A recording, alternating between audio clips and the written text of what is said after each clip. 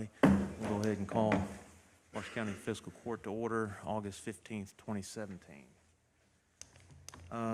Under correspondence, new hires at the jail. Roger, do you want to give us the names? I know I'm putting you on the spot. Dustin Schulte and Timmy Freeman, the new hires at the jail. And that's, you've got it in your notes there. I don't think we got him the form to fill out. All right.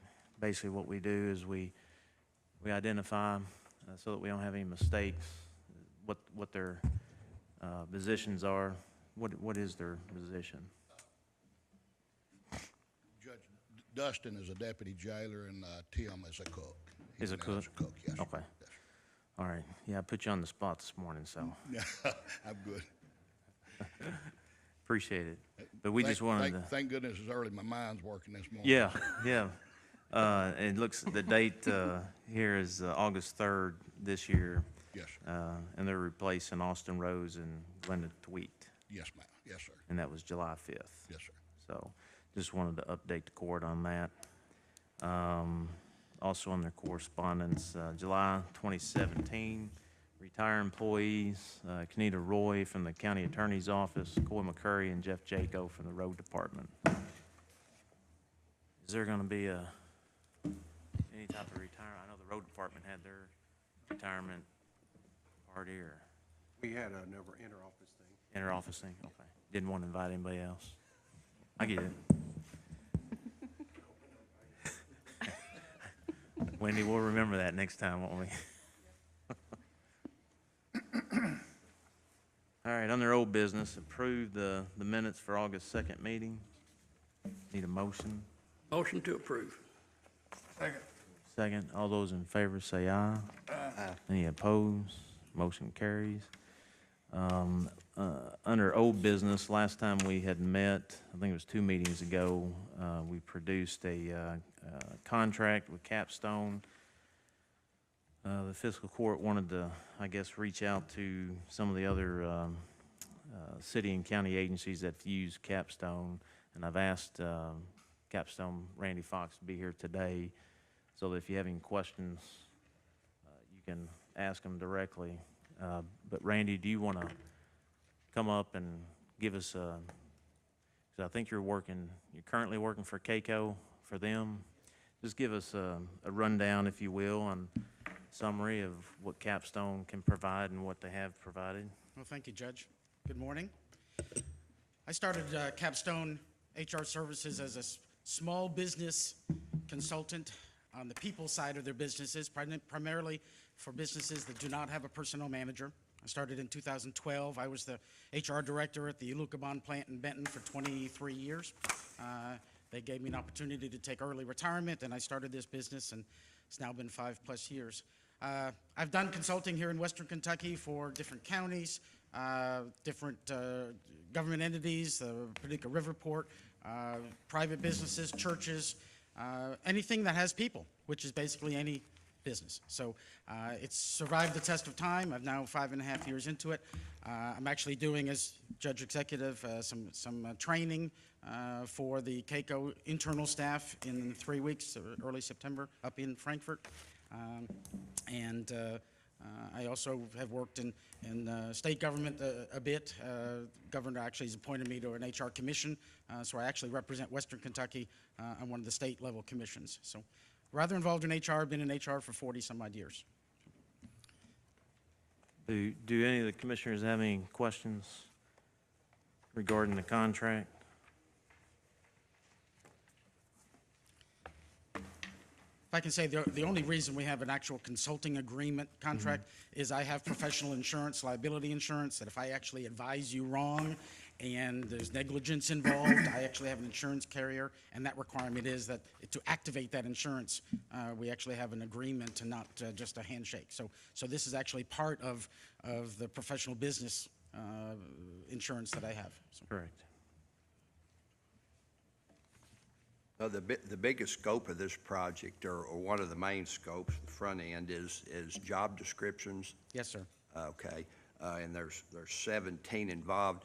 I have made some phone calls and discussed some of the people some of the references and so forth, and heard from some of the employees of those entities, and also the department heads, and you know, my main concern is that from what I have heard, the department heads and the employees, they think they have the ability also. How much do you use the department heads and the employees and helping describe that job and Absolutely. draw up that description?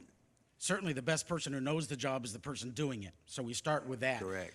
In a perfect world, we would have that person write the job description. In order to be compliant with federal law, Americans with Disabilities Act or things like that, and consistent around an organization, you would have to train every employee how to do it, and then have some sort of monitoring system. And if a company is large enough, an organization is large enough to have an HR manager, that HR manager would play that role and have consistent job descriptions throughout their organization. So the best world is to have the employees start the process. The opposite end is if you don't have the time to do that, or the effort needed, or the people needed to be able to do that effort, is to have a consultant do it all. And that is rather involved, because you have to go out and meet the people, you have to go out and interview the people, and then do it, draft it and submit it, and let those people then with their supervisor fine-tune it and polish it. And that's probably what we're going to do here, just because there's not an HR person who can lead that effort. I would be going out and interviewing and meeting with the department heads in their location, understand the site of the job, understand the jobs itself, and then drafting initially, and I consider it just a draft, the job description that would be compliant with the Americans with Disabilities Act and such, and then submitting that for then the further review by the department head and the employee involved. Eventually, where I'd like to take organizations is annually, when you have some sort of performance appraisal, sit-down discussion, the first part of that is take out the old job description from a year ago, perhaps, and say, okay, what parts of this need to be modernized and updated? What parts of this maybe we've changed? What parts of it the priority has changed? And now that number 1 from before is now number 3, et cetera. And so you constantly update. And that's where I would, hopefully guide you all to where this is something you all do on your own going forward in whatever performance appraisal system you have. I agree 100% that there's nobody that knows the job description more than the person who's doing the job, but I think it's balanced out well if you've got the department head and the consensus between the department head and the employee, and not just 100% employee or 100% department head. Absolutely. And going through the process. I agree with that statement 100%. And we'll take, this will be part of the scaling of the salary schedules, correct? Yeah, that's what I understand. You're going to help with that, or that'll be a department? Yeah, because one of the things we noticed that we weren't very consistent, so we wanted to make sure that the job description and the pay scale were consistent for what the employee was being asked to do.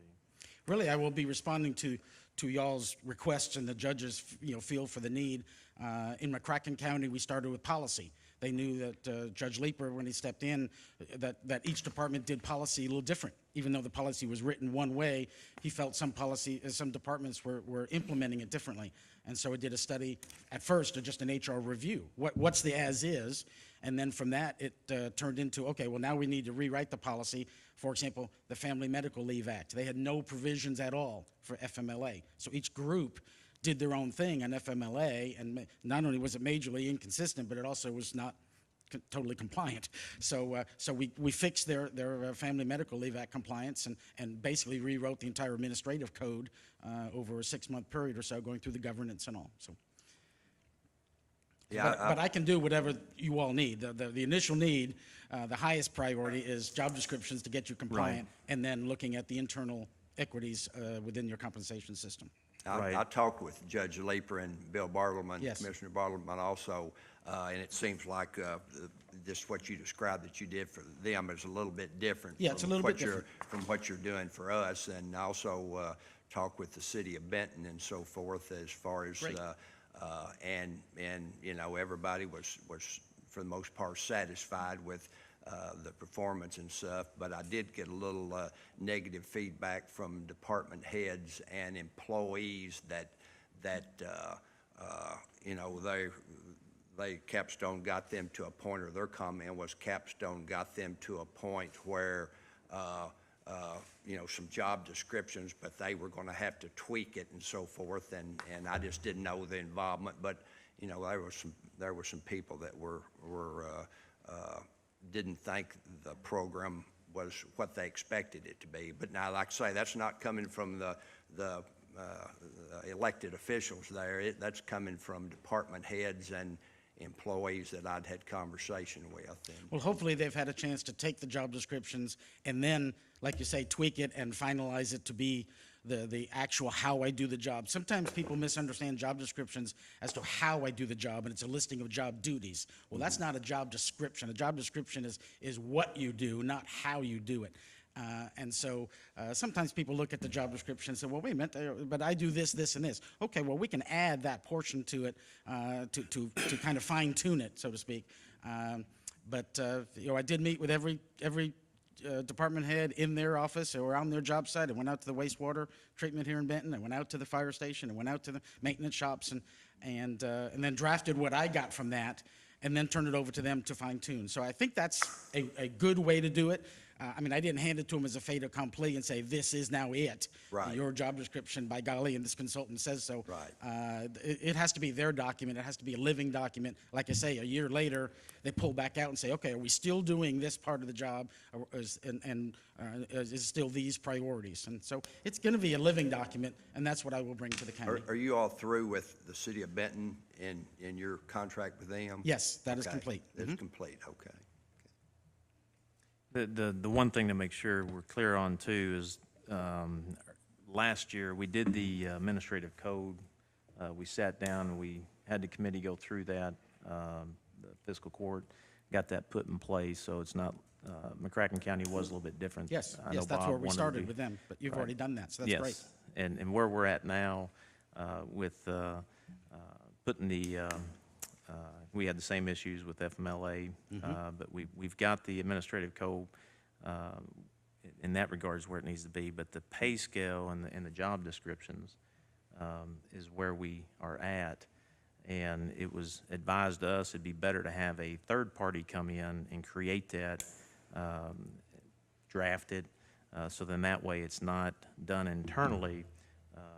And we felt that that was good advice. That way we could have a third party come in and help create that picture of what it would look like. So I think that, was there any concerns? I know last meeting we had as far as the actual contract itself, any concerns? I thought maybe there were some concerns with the dollar amount. I think there were some questions as far as how much was being quoted as far as what it's going to cost. Not as long as this is the work you need done, and that's not a problem. I just didn't know about the abilities to, as Randy said, you know, he did it for his company for 24 years. I just, you know, we have an HR person in the house, and we obviously got a legal staff. I just didn't know about can you expound on what's the advantages of doing it, not doing it in-house, or maybe something that your company would bring to the table? Well, let's see. Certainly, the whole idea of going outside is because if you had the time and ability to do it in the inside, the time resources, you would already have done it. And so the general, where you start from is we haven't been able to do it because we don't have the personnel who are trained to do it, or don't have the effort. Those personnel are so wearing 2 or 3 different hats, so they don't have time to wear this hat as much as needed to do the job. You certainly don't want to hire somebody to do this on their own, because in 3 months the job's going to be done, and you don't want to, then what do they do type thing. So it behooves itself perfect project to outsource, so to speak. What you do bring is the expertise. I mean, I have a master's degree, certified at the highest level by the 2 certification groups nationally. Local experience, I understand. I mean, lived in Marshall County 28 years, so I understand Marshall County. So if anything, I bring a little extra personal passion to this job than I would have. I'm not going to say anything negative about McCracken County, but I live in this county, so I want to make sure that we do absolutely everything right.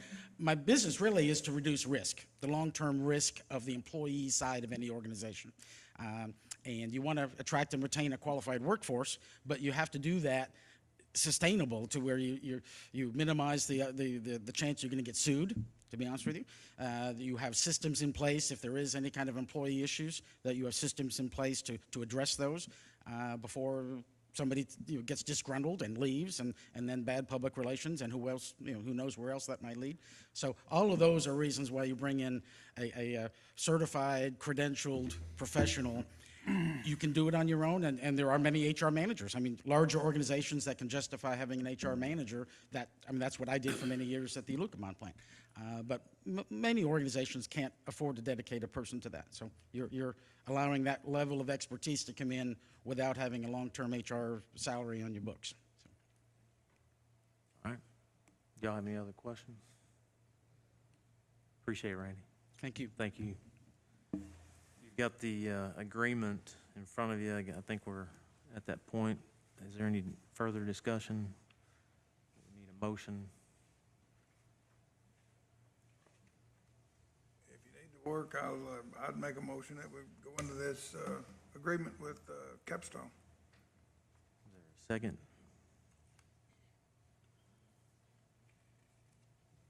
I'll make the second motion. All those in favor say aye. Aye. Any opposed? Motion carries. Move on to old business. Bid 2 3/4-ton pickup trucks and 1-ton truck for road department. We had that, Wendy. Yeah, I recommend that we go with David Taylor. On all 3 vehicles, it was $7,495 less than Leon Riley. And they're here to discuss the track lease program if you want them to. Has anybody got any questions for them? What's the last thing you said? They're here to discuss the lease program if you have any questions. We're gonna lease and not purchase. Is that what we're planning on?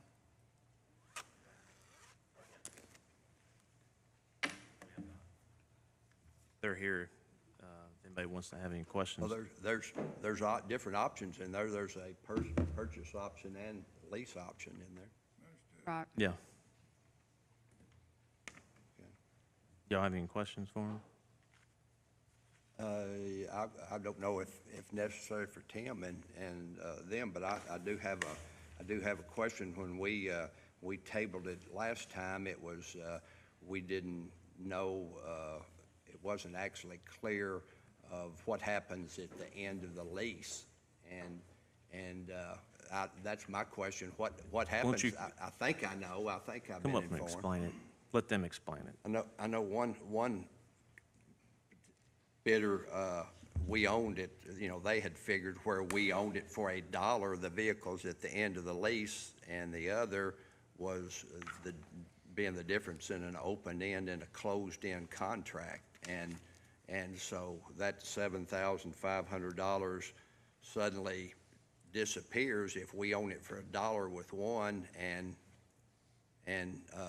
we've got to buy it back on an appraised value on the other. That's just, I just didn't understand that part of it. Maybe that's what, The track lease is what I'd figured for you. Track lease is just simply a terminal rental clause where you set the residual as a customer. So at the end of that lease, you have an option. You can actually turn it back in. You can buy it if you'd like to buy it, or you can trade it back in for that residual amount. which is determined by Determined appraisal. by the customer. You would actually determine the residual. Wouldn't you be responsible for the residual? In other words, let's just say, for instance, we think that this truck's gonna be worth $20,000 at the end of 3 years. At that time, at the end of that lease, you have the option of buying the truck for $20,000. You could trade it in on another truck and get $20,000 on trade, or Chrysler Capital would sell that truck, and then if it's worth $23,000, you would get $3,000 back. If it's worth $17,000, then you would owe $3,000. Okay, then the other bidder, we get the 3 vehicles for $1 apiece, is that correct? Yeah, but you're basically paying for the whole vehicle in those 3 years. I understand that, but which amounts, if my math's right, and what we talked about last court meeting, it is $7,500 is the difference in the 2 bids and the 3 trucks between the 2 bidders. Right. Is that correct? That's right. Okay, we buy them back, that $7,500, am I thinking wrong, disappear real quickly because we own those 3 vehicles at the end and with one of the bidders, and the other one, we're buying them back at you said $20,000 or Whatever there's. the residual is. Well, for 3 vehicles, would the residual be more than $7,500? On theirs, I don't know what the other leases. I mean, on yours. Your trucks. Would it be less than 7,000? Well, I mean, I'm just trying to compare apples to apples here. One's an That's- open-end lease and one's a closed-end lease, and. That's not correct, I don't think, Oh, I'm because just asking. I'm not expert on it, obviously. because their payments are a lot less than what would be paying for Leon Riley. Uh-huh. So at the end, you're going to be, Doesn't that amount, isn't that where we get the $7,500 difference in the vehicle? No, No. it's not? Okay. The $7,500 Just the difference cost of is the in the vehicle. total cost of the vehicles, if you Okay. purchased them outright. right. Okay. Basically, a track lease was set up to minimize the costs for ownership on businesses. That way, instead of coming out to purchase a large amount of money, they're able to do this and able to keep your monthly costs down. And most of the time, it's 100% tax deductible. Every lease payment that you make is tax deductible. Of course, you guys are not paying taxes anyway, so on sales tax wise. Yeah, I just didn't understand. Usually when we bid these things, we've got a 3-year lease agreement, a 4-year lease agreement, a 5-year lease agreement, and an outright purchase. Sure. And I just didn't know if You can go do the track lease up to a 48 or a 60-month lease. However, like any other lease or purchase, the longer term that you would go, the money factor or interest would go up. And Right, right. also the value would go down. Right. Well, I mean, that's just what I'm used to seeing, and I didn't know with the bids that we received in the advertisement that was in the Tribune Courier, it said sealed bids for a 3/5-year lease and a purchase option for all 3 vehicles, and what we got was not a 3, a 4, a 5, and like I say, that's what I'm used to seeing, Right. and Well, if I Yeah. could compare apples to calculate a apples. 48 or 60-month lease, but your residual would be lower and your money factor would be higher. Right, So I I- don't think the payment would be that much difference Right. in that longer term. I'm just used to seeing it in that form, and I just didn't know from what we asked for here, if the bids were, if either bid was responsive to what, And they both turned in the 36-month is all they turned in. I guess 3 to 5 years, you can turn in 3, right, 4 or 5. They're- but- like I say, I'm just used to seeing the other. And it is unlimited it's more mileage helpful for too me. on these leases. Yeah, the track Yeah. lease doesn't have any wear and tear or mileage. It doesn't matter if you put 10,000 or 100,000, it's the same. There's no, at the end of the lease, they're not gonna say, well, you put too many miles and you owe this much money. That's why you set the residual Right. to where it's at, and then the customer's responsible for the residual. I just knew we had confusion, and we tabled it in this meeting because we didn't know the answer. Then, Wendy had a meeting with the judge, and nothing was really decided at that meeting, is what I was told. And I was confused. Like I say, I just didn't feel like that maybe either bid was a responsive bid on what, this maybe because of the foreign fashion, I'm used to getting it in, so. That was my I concern. just read it as a 3 to 5-year lease. So Right. I just figured that. But then it's left to the interpreters, so I understand that too. Is there any more questions? Is there a motion? Appreciate it, gentlemen. Is there a motion to accept the bids? Motion to accept. Is there a second? Second.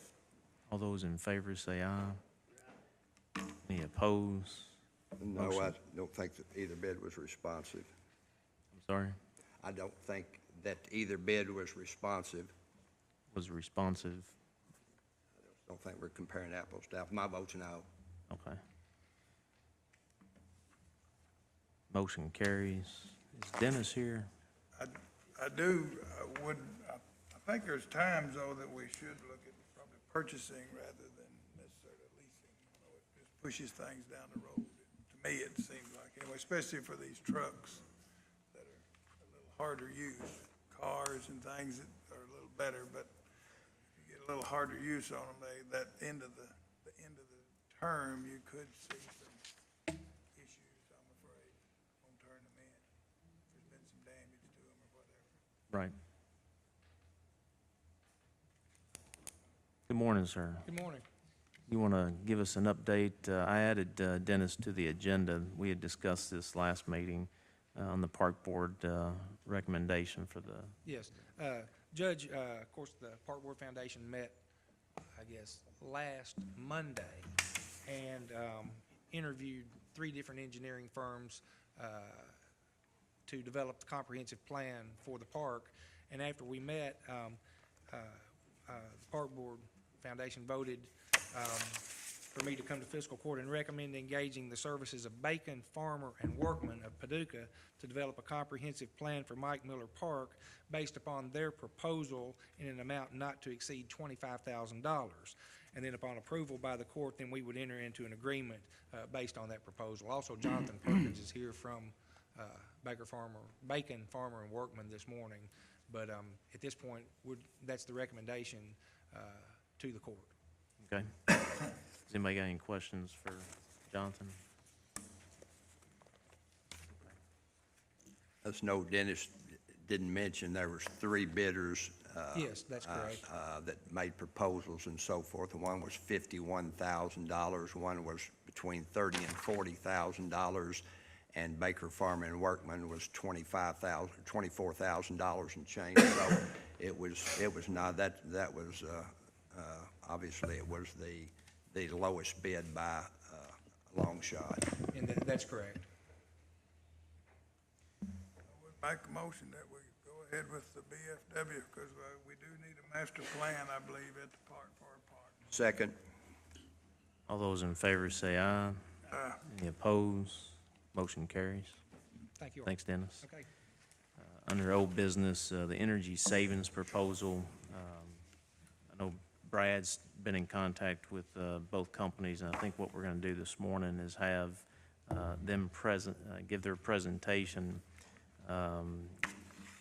Perfection Group, if you want to give your presentation first, and I think, ESG, you're going to step out while they give their presentation. Okay.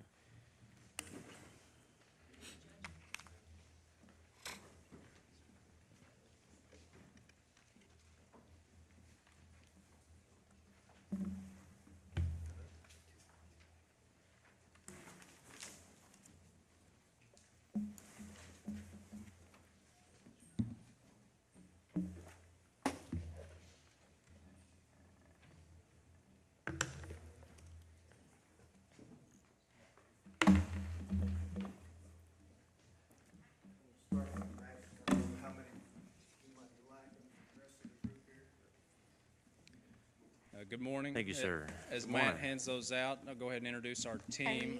First off, we really appreciate this opportunity. We think this is a very good program. This is a good opportunity for you guys to upgrade your facilities and infrastructure and use savings to fund that project over a period of time. So my name is Nick Roberts with Perfection Group. I work in business development for our Green Building Solution division here in Kentucky.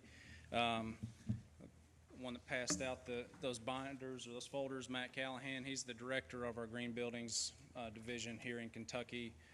Also have Tony Apro, he's the president of Perfection Group. And then Dave Blevins, he heads up our engineering team. And so we were all very involved as we went through this project and process, and we feel that we do have a great solution for you guys to upgrade your facilities and infrastructure. What you see in front of you is a turnkey, fully engineered proposal. It's yours to pick and choose what you want to do. It does fully cash flow, as you can see in our financial model, but again, we're flexible enough to allow you to pick and choose what you want to do, what you see fit, and we'll work with you to model that, that financial model so it cash flows at the end of the day. As we walked through the facilities, we met with each department head, we did our full evaluation, and we feel that this meets pretty much every need in all your facilities. So with that, I'm going to turn it over to Tony. I know we have very limited time, so I'm gonna move quicker than I normally do, so I'm just gonna tell you that right now. So if I talk too fast, slow me down. I live in Jessamine County, Nicholasville, Kentucky, and I've been there for the past 22 years. Why is Jessamine County unique? They were actually the first county in the state of Kentucky to do one of these jobs, 2009, and they did that under the state through KCO and so forth, and happened to be the county that I lived in, so we were happy to do that first job in Kentucky. I want you to look at this page real here, and I'm gonna look at it real quick, because this is what I wanna do. I want you to think about your building. When you built this building, by the way, how old is it? 1915. 1915. Somebody had to design it, somebody had to engineer it, somebody had to put all the stuff in. We do that what we call on new construction work. So our engineering group here, we build buildings. We do that from a design standpoint so that we can say, hey, that's our responsibility. The second box in there is really the service piece. Okay, so when that building's up and operating, somebody has to service that building for some point in time. We have over 150 service trucks on the road, with Kentucky being one of our largest operations. So we have technicians, not quite in Benton, but we have them in Nashville, we have them in Bowling Green, we have them in Lexington, we have them in Louisville, and we'd love to have them in Benton if we could.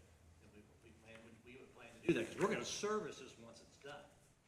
The third piece is what we call the green. And this is gonna lead into the next slide. But so the green is, you never wanna throw a building away. So what we've been able to do with this expertise of this guy that's been with Perfection 38 years, and his team, I've been at Perfection 25 years, is we want to be able to take the building and re-energize it and make it energy efficient. Make sense? So that's our third piece. So we have three-legged school business. We design it, we service, and then we make it green. Turn the page, because that's the next key point. There are two models. Up until we did that first Jessamine County job in 2009, we worked for energy service companies. They would call us and they'd say, hey, Perfection, can you design the HVAC in this building for us and put it in? We're gonna sell it to a hospital. We're gonna sell it to a county government. We're gonna do a performance contract for them.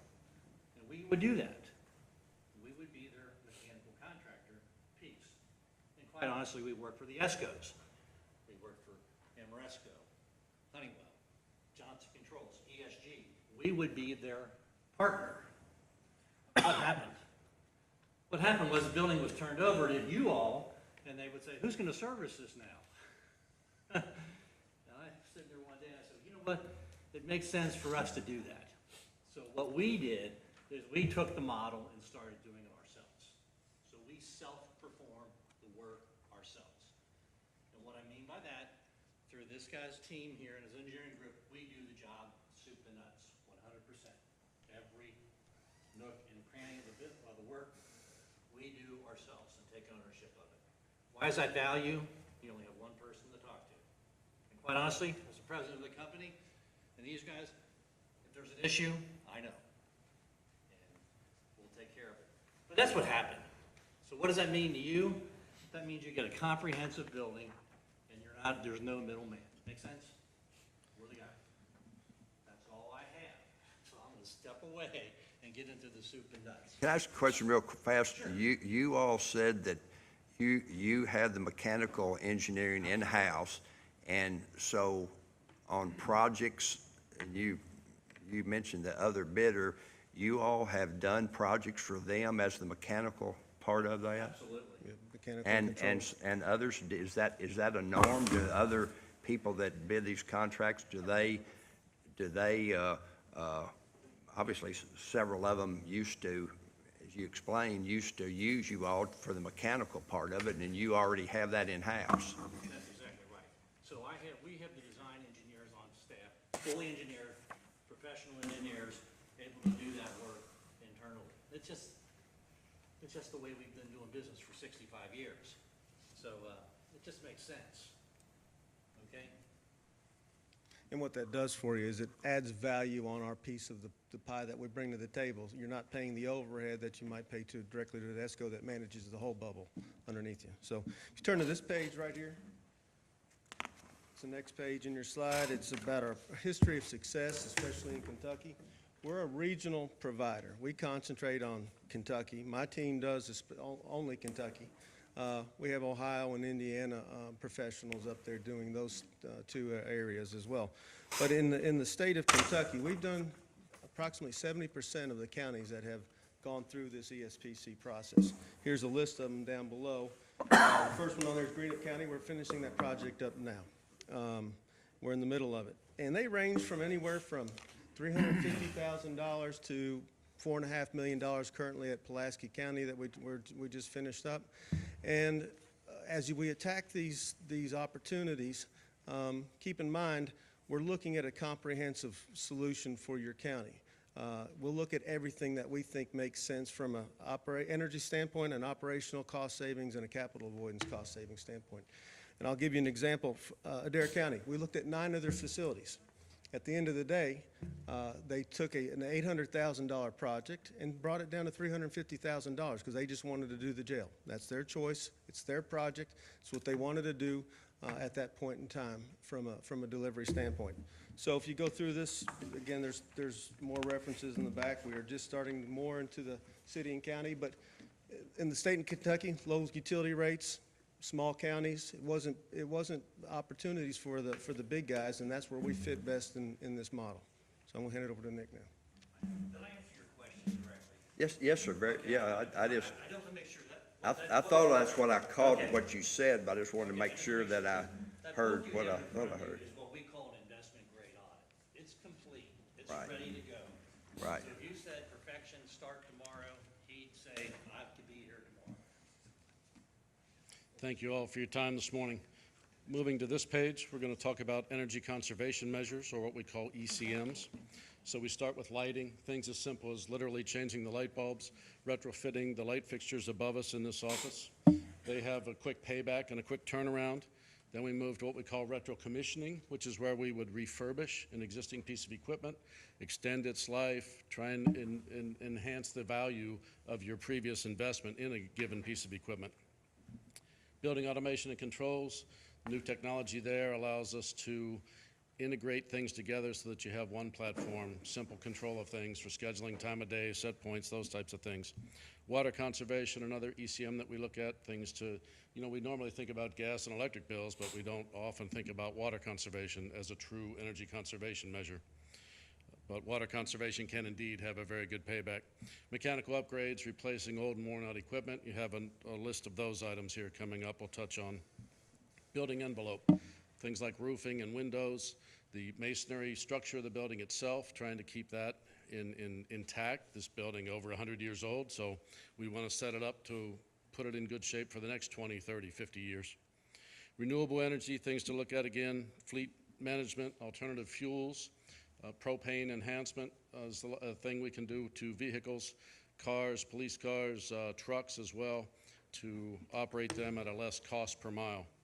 Water and gas metering sometimes applies, water treatment and wastewater treatment plant upgrades as well. So the typical ECM type functions that we all look at. So us and the other group has looked at the same type of things. We have developed, again, a turnkey design build type package. The next page here for the courthouse. And again, I know we're on a time crunch here, so we're kind of bulldozing through these. Stop me if you have questions. Lighting, again, lighting is a common theme for every building.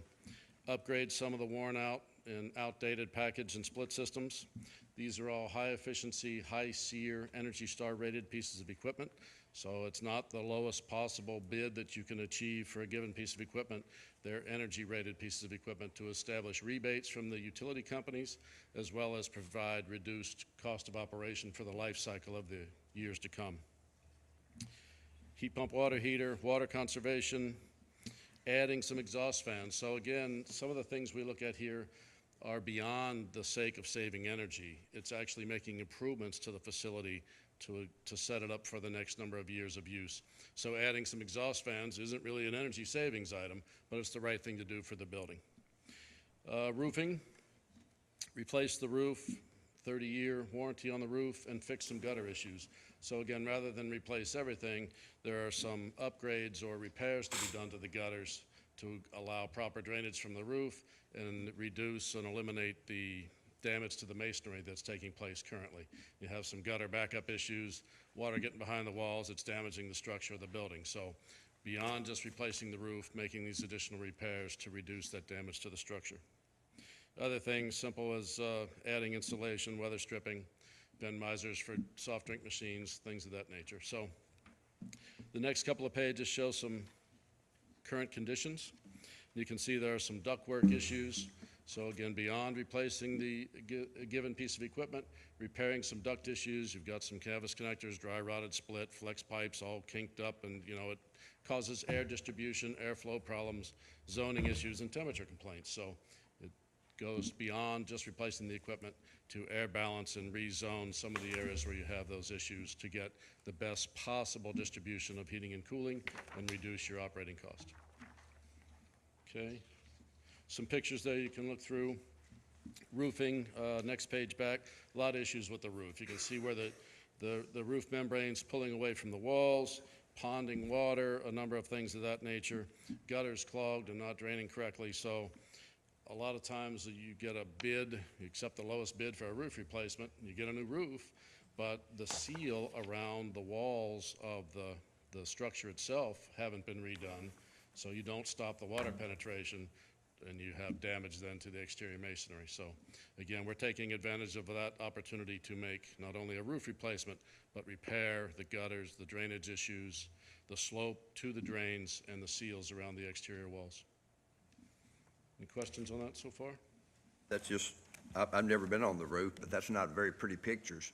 It's not very pretty, you're absolutely right. And I did notice, David, that your all's plan and your competition, they did not include this. I mean, you all have included, and my question to them and my question to you will be the very same. There was a mandatory meeting and site visit back in July the 11th and an optional additional visit on July the 12th. Right. And you all went through, both groups went through at the same time? Yes, sir. We made Okay. additional visits beyond that as well to. Okay, I just noticed that your proposal was more comprehensive and you identified more energy savings than your competition did, and but and a little confused. I think I know the answer, but I'm going to ask both parties the same question. When you all your proposal and the energy savings that you all have identified in this same walkthrough with your competitor was nearly $4 million, and theirs was around $1.7 million and change. When this body, am I understanding it correctly, when we choose a provider, we are not buying an automobile, one for $4 million or one for $1.7 million. At that point, we negotiate a contract and go through the buffet line and get what we want out of your proposal. Is that correct?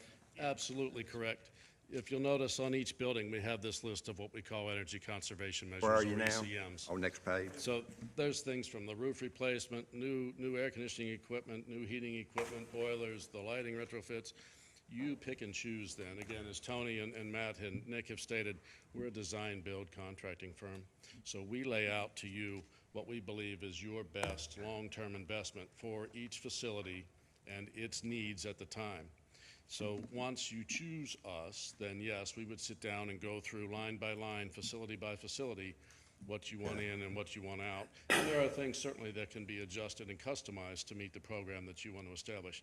So to your point, no, you don't have to buy a $4 million program. You can buy a $500,000 program if you want, or less, or more. That's just what you all have identified, and we choose as we negotiate a contract with whoever the provider we choose. Absolutely. Your Okay, I comment just wanna about make sure the that- buffet line is exactly correct. Right, okay. Keep in mind, this process is not a bid spec. It is an engineered solution. It's not apples to apples. That's why you have a discrepancy in what we see and what their engineers might have seen from that solution provided to you. Oh, it's very complicated, and especially if you don't speak the language, and Certainly. Now, there's value to doing it the way we do it. I appreciate that. So therefore, what happens is if you only pick a piece of it, if it's stated in the original RFP, and correct me because you guys are in legislation, you can go back and do a phase 2, a phase 3, a phase 4, without going through the same process you did to do this. And that's very common. We're looking at a phase 2 right now with Jessamine County. We've done 4 phases at Morgan County. For Morgan County, no better testament than somebody that comes back to you 3 additional times. To you. So we could do this in phases so Absolutely. without having to repeat this process. That's What correct. you're saying, Now, okay. and one of the questions that we always get is, do we have to do the whole thing? And we always say, no. And they always say, well, how many people do the whole thing you propose? And we always say, not very often, but as I'm sitting here this morning, I got a text message from one of the commissioners in a county up by Greenup County. He says, we want to do the whole thing. Okay, well, we'll do the whole thing. It's up to you. So it's your program. We're not. Right. You're good. Very good. Detention center, same thing on lighting, new automated controls, boiler system, upgrade exhaust fans to high efficiency. You know, the jail 24/7 operation, so a lot of things there have a tremendous amount of runtime, more so than a standard office building, this facility, for example. So the life cycle of that equipment is really enhanced over what a typical unit would serve. So water conservation, another item there, because of the high usage and the 24/7 occupancy, we can have a real impact on water usage.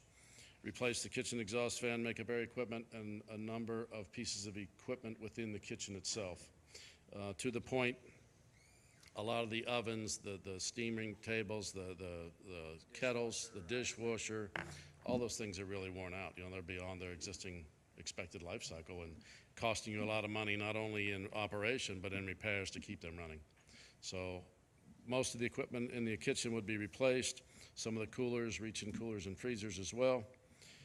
We've also identified, as we talked to Roger and his staff there, the cook situation there.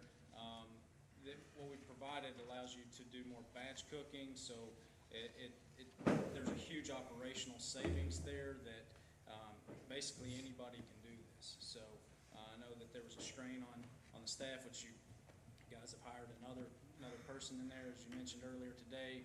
But we look at that sort of thing. How can not only replace a piece of equipment, but enhance the entire operation so everything runs more efficiently, more effectively, that sort of thing. So not only replacing a number of the existing pieces, but adding this, it's called a blast chiller for lack of a better term, but it allows us to cook meals today, or not us, you folks to cook meals today and prepare them tomorrow without going through the entire cooking process.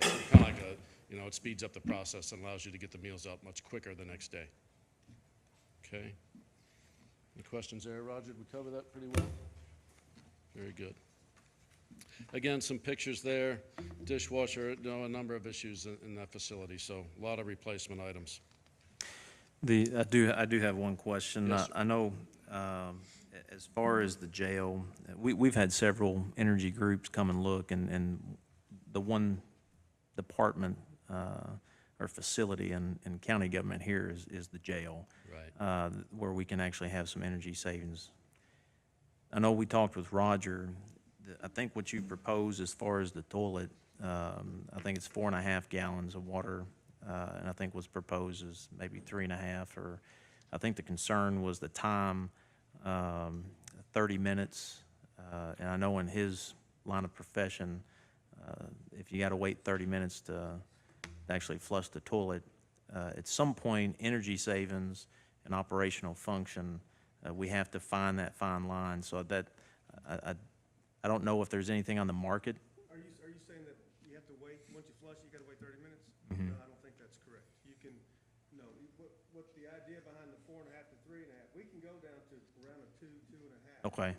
But we chose 3.5 because the water pressure in the building and what his men are used to, the flushes, we don't know the internal pipes, and this allows it still to evacuate without getting clogged up. But we feel that at 2.5 or less than 2.5 gallons per flush, you're going to experience more problems than what we're solving.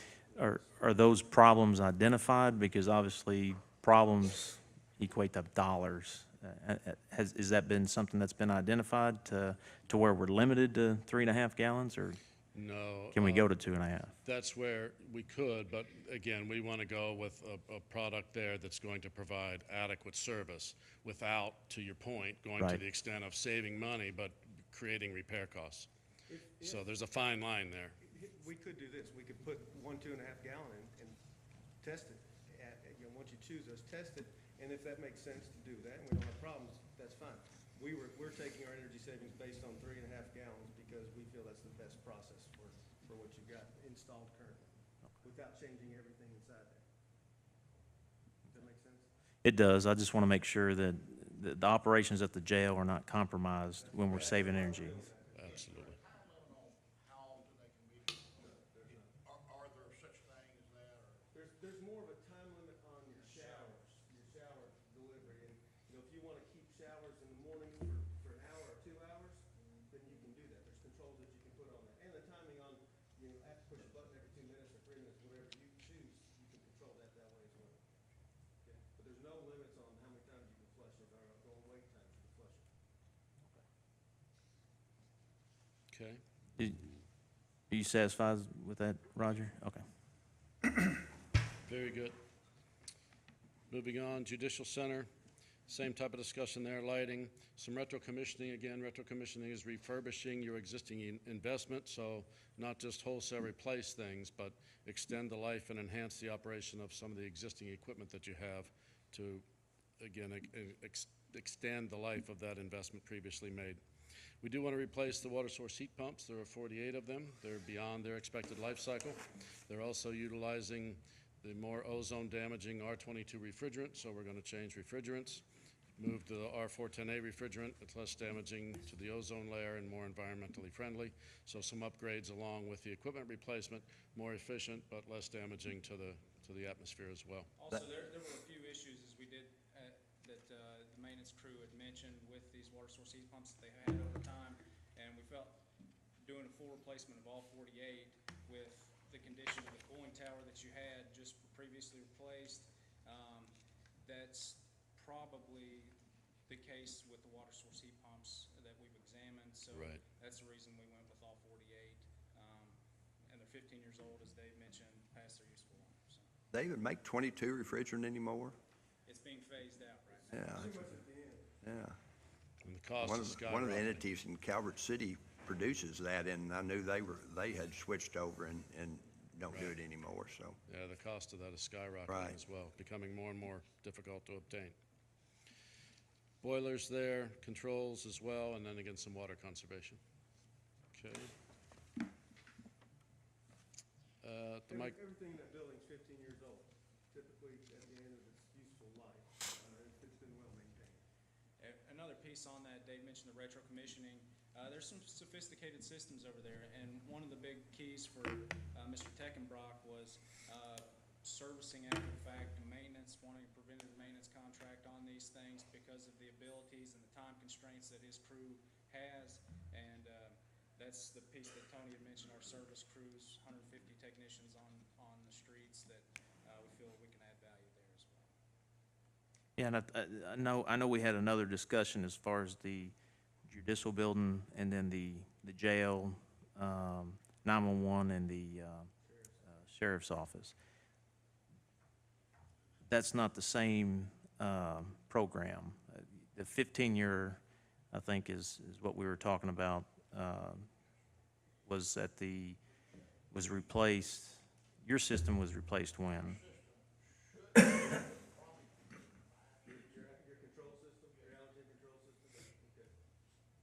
We were totally different from judicial. I don't think we understood that fully on that side of it, but certainly can pull that back. We were going to replace everything with a new open protocol, open echelon system, so Right. that Gary could work with it, Judge, you could work with Brad, everybody could Right. see this stuff over the web, and any good service company can work on these things. They're not held to a proprietary system that you have to call in XYZ company every time, and that kind of got you handcuffed with your options on those types of systems, which is what we see there.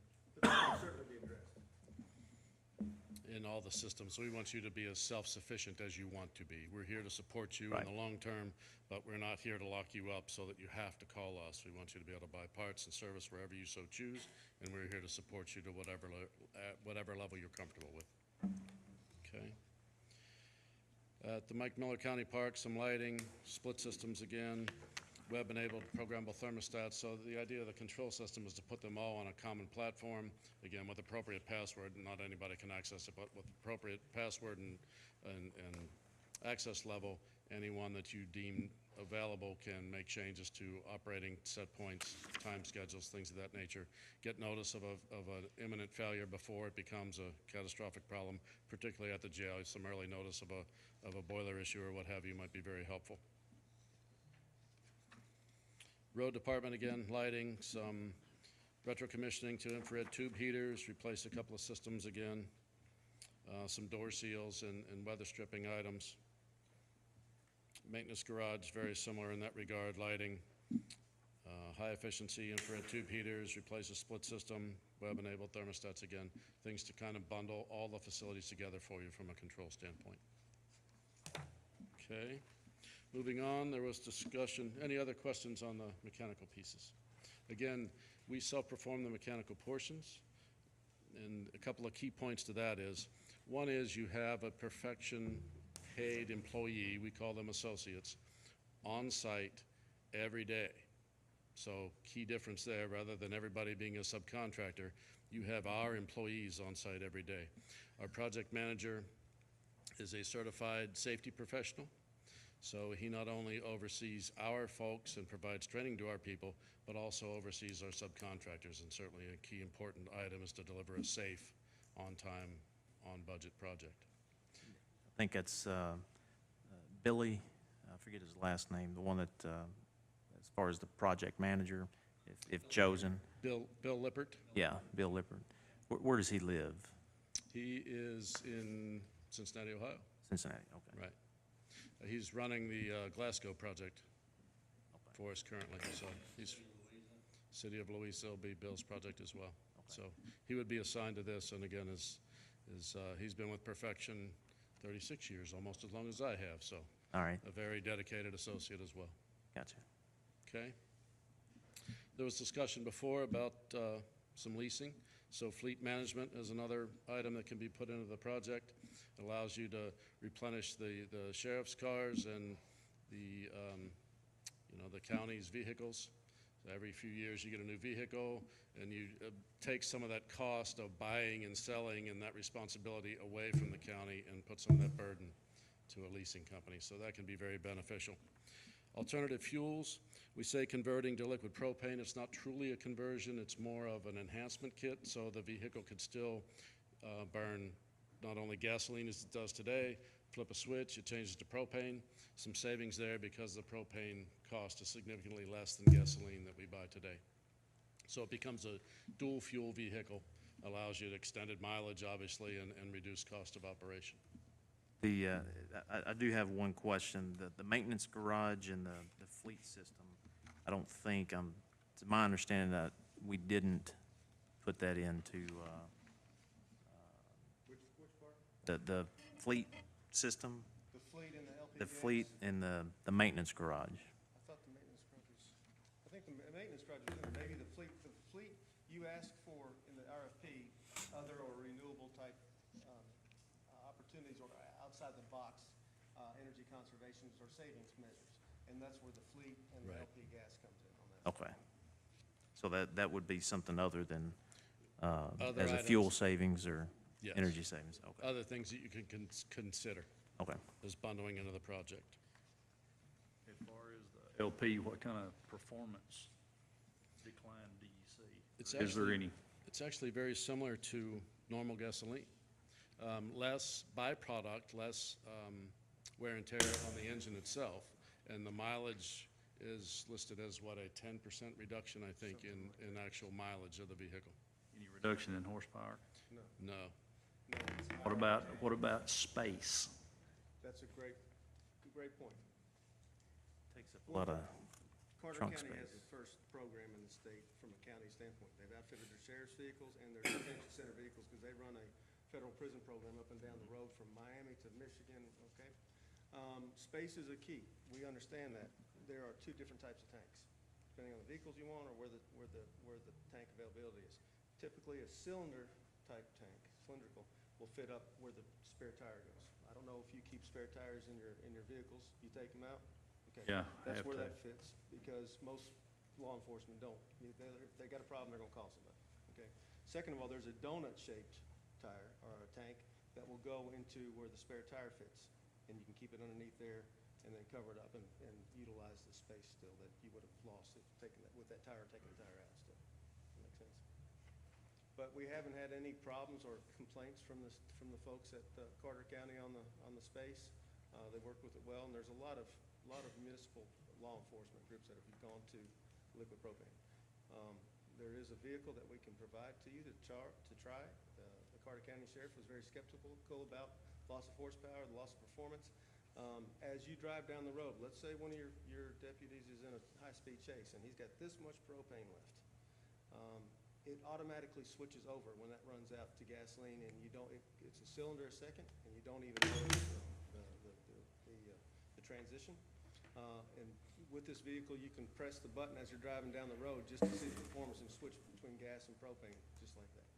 So there is no loss of performance from that standpoint. Thank you. Just for a little more edification, the judge at Carter County is buying propane at 79 cents a gallon. So there's some very, very serious savings related and associated with the LP gases. I also talked with some of the references. I talked with the Carter County Judge Executive Mike Malone, and he was telling me that because I met with Roger Ford yesterday on the jail issues, and I know some of this wasn't in the other proposal, and there's several things were in your all's proposal that the other outfit didn't recognize or didn't bid on and so forth. But he was, as the sheriff said, he was in questioning that. He was very skeptical, and he told me the same thing. I talked to him about 45 minutes last week, and he mentioned the fact that the sheriff in Carter County was very skeptical, and at first now he loves it. And it's been a good program for that. Now, if you go to the next page, I want to kind of wrap up the project metrics from a standpoint of cost savings and net positive cash flow. The book describes these ECMs in detail. They're fully costed, they're fully estimated, and if you did everything in that book that we have provided under this program, it would cost you $3.95 million. You don't have to do everything, and we'll scale back the savings model, operational savings, the capital avoidance savings, depending on what you want based on the shopping list that you pick. It's easy. It's easy. It's all been costed. We are ready to go tomorrow if you chose the whole program. The 20-year program savings, now this is financed over 15 years, but we take this 20-year savings model, and you're saving about $6,133. So it's a net, I'm sorry, $6,133,000. Net positive cash flow of about $1.2 million. That's with a rate that we've investigated with CAECO of around 2.8, somewhere right in there. They said it's a little aggressive, but they felt it was very comfortable, all-in costs for that. And one important piece of this process is the measurement and verification. And that's how do we make sure that this works after we complete the project? Well, this is a true partnership because we don't go away. Normal process, your contractor finishes and you don't ever see him again. You can't even call them to find out how to fix something, or if you need help, sometimes they're not available. We're here with you. We have to come back and make sure under the legislation that this project is performing properly. And how do we do that? We have a protocol in place. It's an international standard called measurement and verification, which we do that. It's your option to do that as long as you want to maintain the guarantee with the project. Okay? We include that cost in the first 3 years because we want you to feel comfortable that you don't have to have an extra expense every year for that process, because it is an additional expense to the project. We include that so that you have a comfort level. We're going to see how this trends out first year, second year, third year. Part of this process, there's no change orders on this. If we say we're coming to the market at $3.9 million, that's what you're going to pay, no more. Additionally, if there is a problem, let's say we don't meet the guarantee the first year, and we've got a significant delta, maybe $5,000–10,000. We're going to investigate why there was a shortfall in the savings, and we're going to remedy that on our own dime. You don't have to pay for that. We want to make it at least budget neutral and meet the savings model every year. Does that make sense? Because that's a win-win situation for everybody. We're not in the business of writing checks. We haven't written one yet, and we don't want to experience that issue because that means we've missed something, done something wrong. Now, we'll fix it, but again, the idea is to make it a good project from the beginning and a win-win for everybody in the county. And on that note as well, of our guarantees, we're achieving 150 or 159% of savings is what we've averaged so far. So you have a 59% going straight to the bottom line that you can do with whatever you want with your county budgets. That was actually one of my questions, was going to be the M&V and the maintenance, how it's in 3% and it's required for those 3 years. Well, we do that only because we want to make sure that you're getting what you're paying for, okay? You don't have to do it for 3 years. We Right. can certainly extrapolate that out, okay? And cost it on an annual basis, but we feel that it's better to include that because it gives you a comfort level and gives us a comfort level. And we typically see after a 2 to 3 year period, if this trends properly, you guys may not want to spend that X amount of dollars every year for the next 15 years or 20 years, whatever you guys decide to do with a guarantee, because it's a costly process for you. Can be. It's a revenue stream for us. We're happy to do it, but we don't feel like maybe that's something that the court wants to continue as long as the trends are in the right direction from a savings standpoint. And I think the maintenance, is that local, if we choose use a local maintenance provider or vendor? As long as they can do the maintenance and they're certified to do the maintenance, you can certainly provide a local provider. We have a snapshot of a cost based on potentially what you put in new, what you don't put in new, et cetera. We are able to provide that service, and it's something to be determined that's outside the scope of the project, okay? But we're happy to do it. Carter County liked the fact that we did do the service, and they hired us to do the service because at the end of the day, when these projects go in, and if we do them, Judge Malone's comment was, you know what, you can only point the finger at yourself if you can't fix it or work on it. So he liked the whole turnkey accountability that we provided from project installation to service at the end. But on that note as well, we understand that using local resources is vital to the economy here, and we're going to buy everything we can here in Marshall County. We've looked at already vendors. Mentor Roofing provided a quote for us on the roof itself. So we understand that, and using local vendors for any piece of this, Yes. we're more than happy to do that if they meet the specifications and can perform the work. So you have that option that we can self-perform it, one point of contact, and also use the local resources as well. I had the same question on the measurements and verification, and I noticed that the judge did and concerned you all included for the first 3 years. And if I'm not mistaken, your competitor has a $19,000 cost annually for 15 years. That's- And If they do that, then that's probably what they're saying it's going to cost you to measure. well, I assume that's what I assumed. If the cost was $19,000 for all 15 years, the reason that, and certainly I would want somebody measuring and verifying that what you told us or the other outfit told us was accurate. So I certainly see doing it for at least a period of time, but I don't really understand once you're comfortable that it's doing what you said you do and there's a pattern there. I don't know of the need to spend $19,000 a year is what, I believe that's what that may be. That's ballpark anyway. I'm pretty sure it's 19 that they projected out per year annually. I have no That's Is that certainly. right? Was that right? That's certainly, my point before, that's certainly your choice. Right. We like to see it prove itself out for the comfort level for the whole project and. Oh, I would too. Because we have to report these to the state as well. At least initially, till I got comfortable. Service agreement, Right. and, I'll be honest with you, we are a regional provider. We are only Ohio, Kentucky, Indiana, Tennessee, and West Virginia. That's all we do, with Kentucky being the bulk of our performance contracting work. We have 985 service contracts. Of those 985 service contracts across the state and in other areas, we lose roughly 7 to 8% of them a year. 5% of them we lose because they move or go out of business. So we generally keep a service contract as long as the customer wants. We are not going to force you to keep a service contract because quite honestly, things can change for you. You may become sufficient in 3 years to do it yourself. And if we do our job right, and hopefully we do, you will do that. But we'll never go away. You know, the average contract we have in our base right now is 11 years. So that's key, the service piece. Is that it?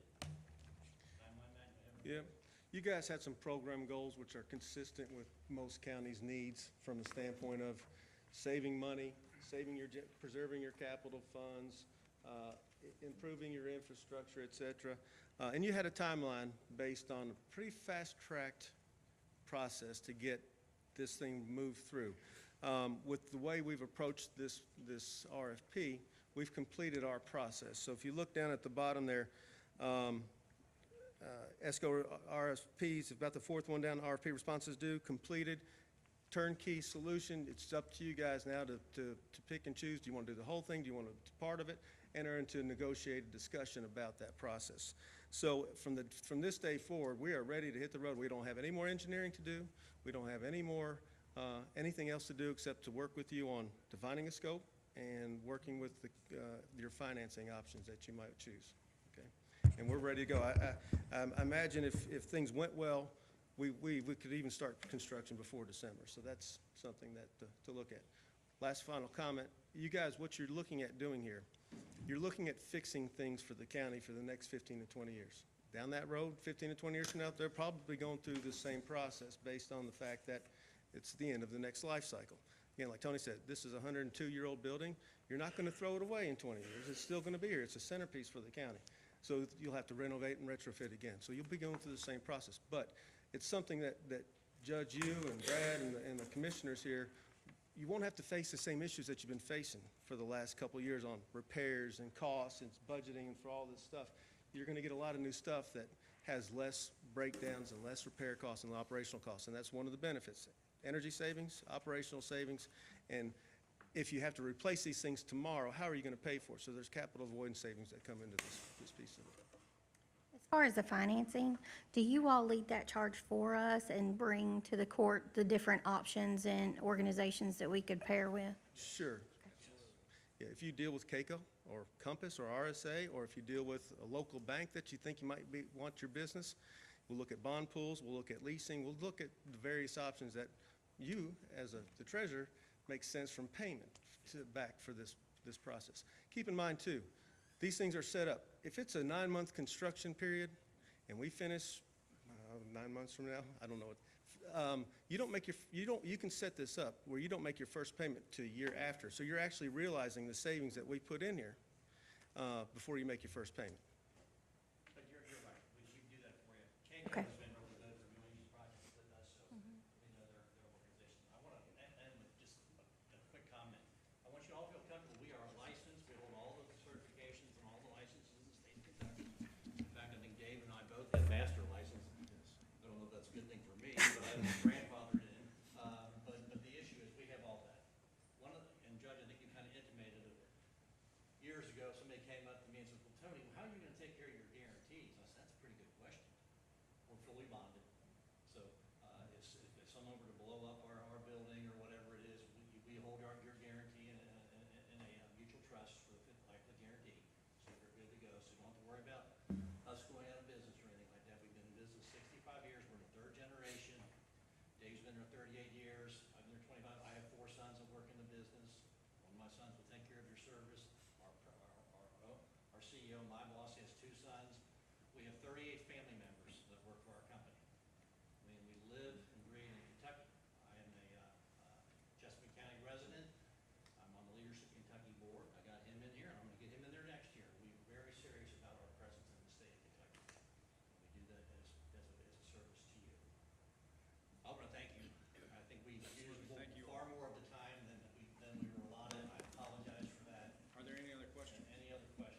Yeah, I was looking at the presentations, and obviously one's $4 million that has been identified, one set $1.7 million, but as part of that, it looks like in maybe the cost, are they projected cost, or are they real cost? Those are real costs, real savings numbers, so again, if you said. I mean, I saw light bulbs in this thing, and, List of every light bulb, okay.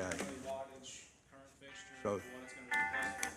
You can see that here. So It's a defined they scope of are, work. they are real cost and Defined not scope of projected work, real cost. costs, yeah.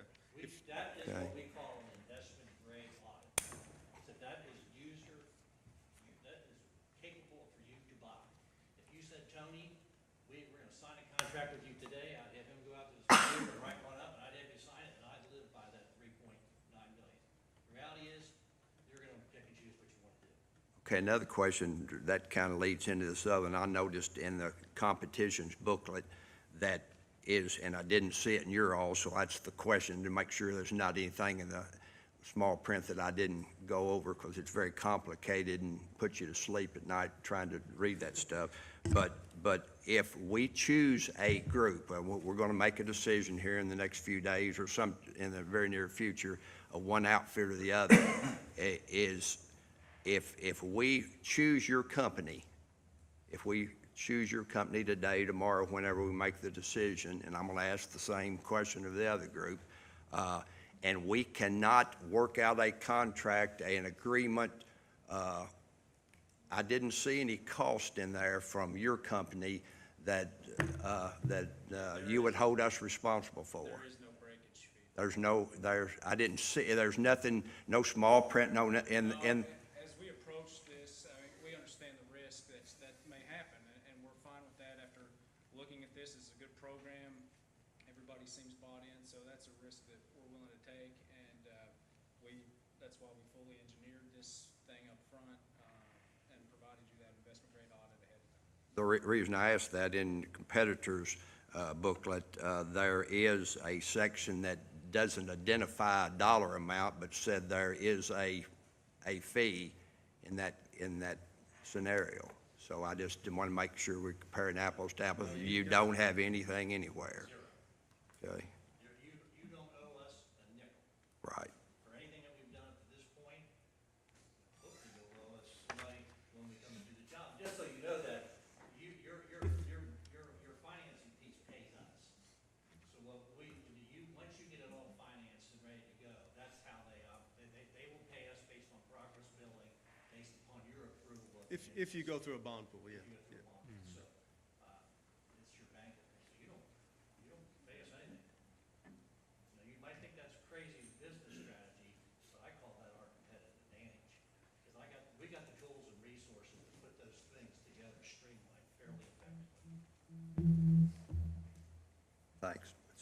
The one thing I do need to ask, looking through this, and I agree, reading both proposals will kind of put a strain on your brain, but the one thing is the Perfection Engineering, the company permit that you submitted is showing expired. Can you by today confirm that it's actually valid? Because it expired, and if we're going to be making a decision, we need to make sure that the company can actually operate in Kentucky. No, and that's my insurance company's fault. That should not be that way. When we may have picked Okay. the wrong file. You probably picked the wrong Sure. file. If you can, just try to confirm that today. Get some type of document to us. No, yep. I'm sure you're good to go, but for the court's position, we need to make sure we verify that. And Okay. Nick, who does Nick need to send that to? Brad or you? You can send it, yeah, if you got an email, you can send it to Brad. That way he can get it to us. Okay, good deal, okay, So, thank you. appreciate it, Appreciate your gentlemen. time, everybody. Thank you. Thank you, guys. Well, good morning, Judge Neal and Good members morning. of the court. You ready for me to start, or are you going to wait a sec? You hear me okay? Yes. All right. Need to stay close to the mic? Okay. Well, good morning. ESG, first of all, I want to thank you for the opportunity to be here today. And I want to share with you a lot about ESG and what we can do. My name is Teresa Barton, and I am the Senior Account Executive ESG. You know, as we were preparing the presentation, we looked at the format, so I want to go through a few things that we'd prepared. And one of those was I looked at, you know, when I sat in, you know, your seat, Judge Neal, I wanted to know what was important to me as my community. You know, what was important to me when I served in your role. And I wanted to make sure that I put this project in perspective. I wanted to look for the who, and that who is the right firm to handle the job that has the best qualifications, who has the references and the competence. I want to look at what this will mean to my constituents, and yes, ultimately the taxpayers of Marshall County. The other thing I wanted to make sure that I relayed to you is, you know, how can I make this project the best that it can be with the limited resources? We all know how precious they are. Doc, you've served many years in a public capacity, and others have as well. So I know that's very important to you. So today I really intend to review the who, the what, and the how for you. In the interest of time, we do have a technical response, which is in your presentation. We did not prepare a technical response, and I'll tell you a couple reasons why. The interest of time, we know we're told 15 minutes or so. And the other part is there's a lot of proprietary and confidential information about how we prepare a project and what we do within a project. But since we do not have anyone else in the audience, if we want to talk technical at the end, we'll be happy to if that's okay. Okay, the first thing I want to really talk about is the local team. We have a local presence, and I know how important it is really to have that local presence. Now, I say local, I'm out of Frankfort. I think you all know that, and I can talk in just a moment about how that will work with you.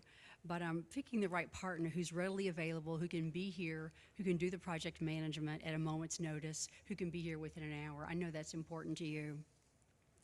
And they're here with me here today. We have all our team over here. Don't intend to bring them up just because, like I said, in the interest of time. But their profiles are on page 21 through 27 in the binder if you'd like to look at that. And our areas of expertise, they're on pages 28 through 30.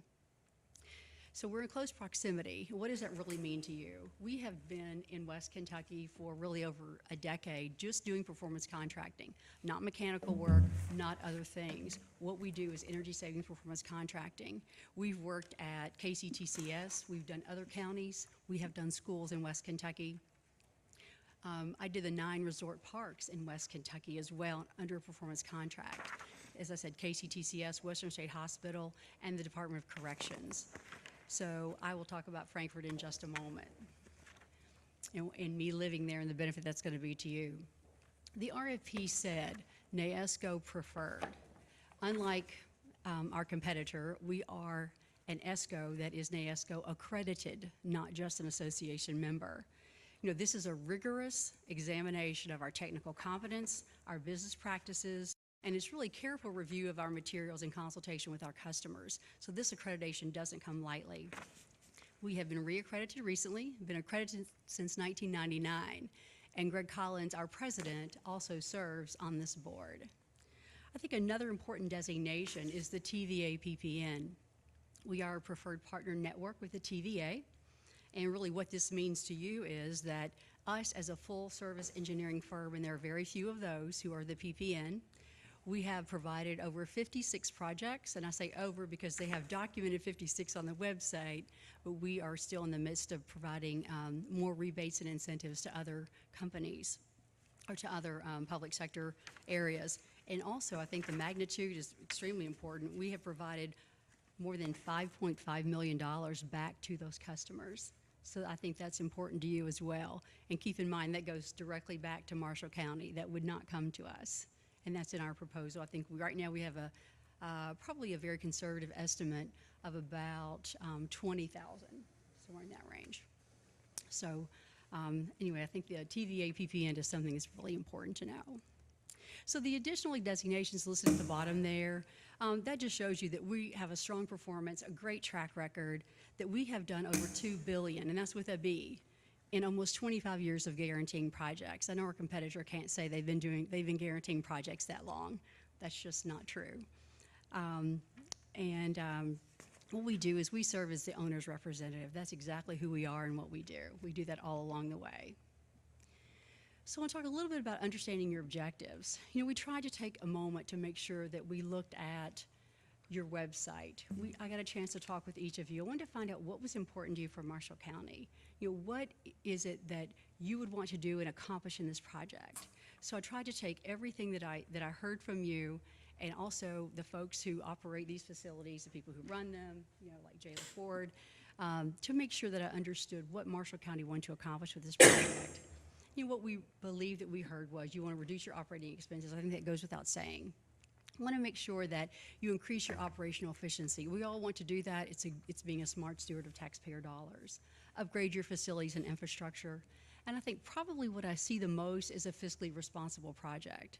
And that's something we are known for at ESG. We take it very seriously that, you know, this is your money and we want to make sure that it's spent wisely. So how are we going to do that? Our intent is to reinvest in the local economy. If you look at the slide, there's just a couple things that I want to make sure I point out is, you know, impacting the local economy in a positive way. As I said, we're local. The way ESG manages projects, we make sure that every dollar that we can recirculate back in this community is put back into Marshall County. We support the local tax base. We oftentimes will find anyone we can that has the firm with the qualifications to make sure that local tax base is supported and the jobs are there. We hire local partners, many of which you work with now, we've worked with for decades. We've worked with them over the years in other parts of the state, Indiana, all around this whole area. And what does that do? In turn, that revitalizes the county assets, because we know that's important to you. It's your most, it's really your most precious assets next to your employees. And of course, I understand how they are the most important. That is certainly my view as well. So reinvesting in the local economy, I think, is a critical component of how this project would be handled by ESG. So the next step after selection would be confirming that we have thoroughly assessed the needs. Keep in mind that what we provided in your binder is a preliminary assessment. As I said, it's a technical response that we did not prepare for during this presentation, thinking we did not want to reveal. But since we are here, just us, we'd love to talk to you at the end, ask some questions possibly. Our response starts on page 71 of the binder. So we would review the needs and objectives to make sure that we clearly understand what you have as a priority. While we understand what we have found, we'll provide that to you. We'll have discussions. We'll sit across from you. It'll be a very collaborative project. We will have that give and take. We will explain to you what doesn't have a payback and what does, what's realistic and what is not. So that customer collaboration is critical. And then now I want to talk a little bit about the extensive coordination. When you work with counties, you need to understand county government, and I think I know as well as anyone, you know, serving the time that I did, the important things of county government and how they operate. I understand budgets. You know, Emily, I know how hard it is to keep budgets on track, make sure that every dollar is accounted for. And that's something that we will help you do along the way. So on the extensive coordination, the state local debt officer at DLG, we want to make sure that you have someone who knows how to handle the hearings. They're there with you all along the way, holding your hand. The Department of Corrections, your local jail inspector, Chris Holt, we work closely with him to make sure any installation that we advise or recommend, that is approved, that is penal code appropriate, and that there would not be a problem with us making that installation, of course, with your approval. The labor cabinet, you know, while prevailing wage has been repealed, you may have some constraints or issues that you would like to work around the labor cabinet, so we can work certainly with Secretary Ramsey if necessary. Administrative Office of the Courts. This is, to me, is a big one. This is something that I was the first in the state to do. And we did it at McCracken County, and it's very important. As you know, your judicial center, it is occupied 80% by the judiciary. We have been successful in developing a memorandum of agreement with the Administrative Office of the Courts to make sure that you're held harmless in future years. Because what happens when you reduce your utility expenditure, the formula changes, your reimbursement will go down. I will help you be assured that working with AOC that would not happen to you. And I think one of the most important things at the very end is about the financing vehicle. What I will do is, if you would like, of course, is issue an RFP on your behalf seeking financing entities to submit their rates, their terms, and all the other conditions. While we're not a financial advisor, we do have an expert, Ted Edgar, in our office who's the Director of Finance, and he will help with that RFP together for you. We can solicit local banks. Of course, Ross Sinclair been a very good partner along the way when it comes to financing, and CAECO, that is certainly an option as well. So that is something that I will make sure that is handled along the way. One other piece that is not on this presentation, though, is HBC, Housing Building Codes. Being in Frankfurt, I can always expedite those documents, make sure if there's anything that needs to be hand-delivered, working closely with them to make sure that your approvals get pushed through the process. So what can you expect from ESG in a project? We have a few testimonials. This is not exactly a testimonial from Judge Leeper. Matter of fact, we have a meeting as soon as this is over to go to McCracken County for one of our final meetings. But I think you all know Judge Leeper. You know, with close proximity, you know, it's a very conservative fiscal court. Something that was extremely important to them was to make sure that it was a fiscally responsible project. So at every step of the way, we had a gut check to make sure this is how you want to spend your money. These are your priorities. This is exactly what you want to be handled. This is very closely aligned with what we see happening here in Marshall County. There's a lot of mechanical that needs looking at.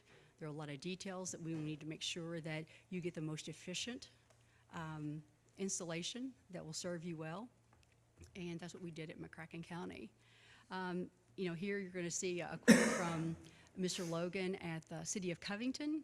To whom it was a feasible project based on their specific goals. And I see that closely aligned with what I've been hearing here at Marshall County.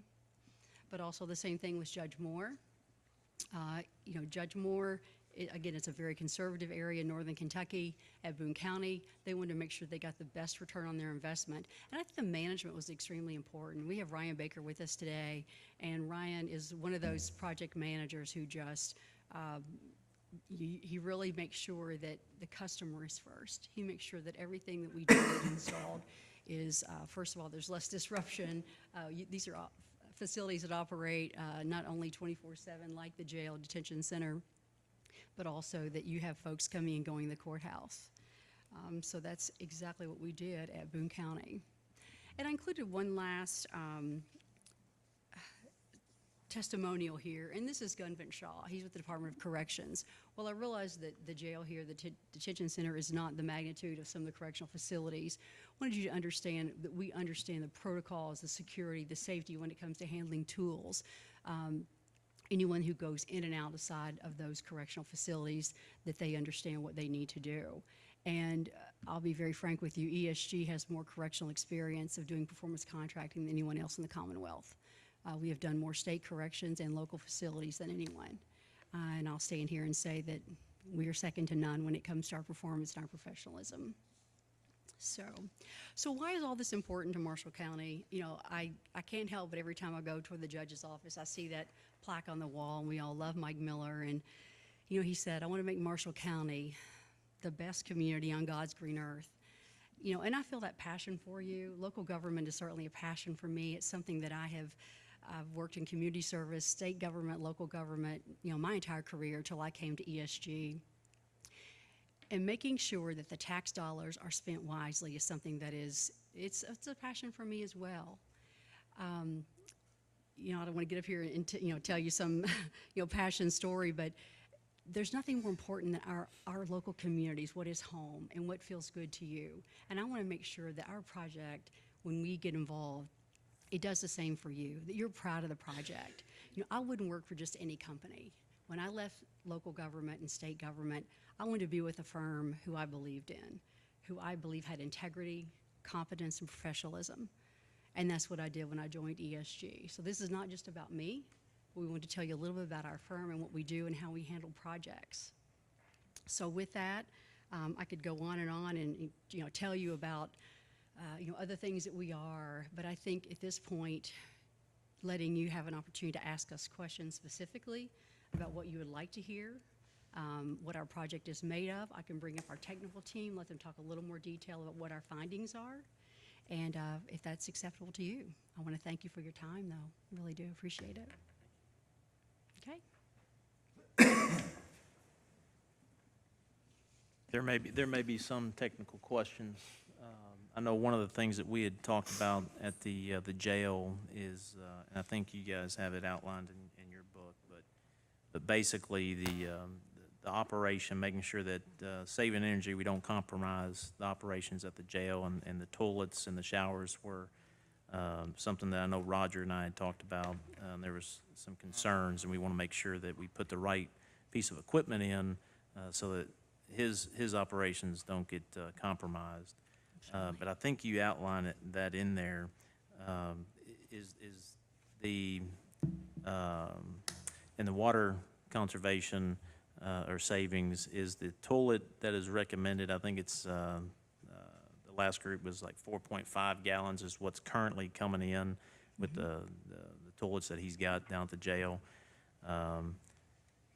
Who can speak on that? Is that I'll get Craig. He could talk Craig? to Okay. you in more detail. This is Craig Roberts. He's one of our engineers on the job. That I am. Can you speak on the what would best fit our jail as far as the So there were two main options that we were debating between, and what we calculated with was using a 3.5 gallon flush, basically per flush, obviously. Right. You can go with a 2.5, but we calculated using the 3.5 because we weren't sure we wanted to change your operations that much. It's going to sound different because you're running less water. It's going to feel different. People may not be comfortable with 2.5, and so we wanted to make sure we were conservative before we talked to you, and so we put 3.5. That was how we ran the toilets anyway. When it comes to the showers, we used a different, we budgeted in a little bit of a different flow rate for that as well. Okay. One thing that I don't think we did bring up in the last presentation, and I just thought of it actually, when we do pick a company, the actual contractor that goes into the jail, say that replaces the item, is there any control as far as how much time? Obviously, you can imagine he's got a room that needs some upgrades, and he's got individuals in there that he's got to move around. The time that, a day, 2 days, Right. how and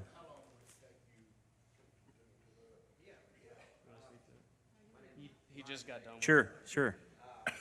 Project manager for McCracken County project, and we did their pods in a day.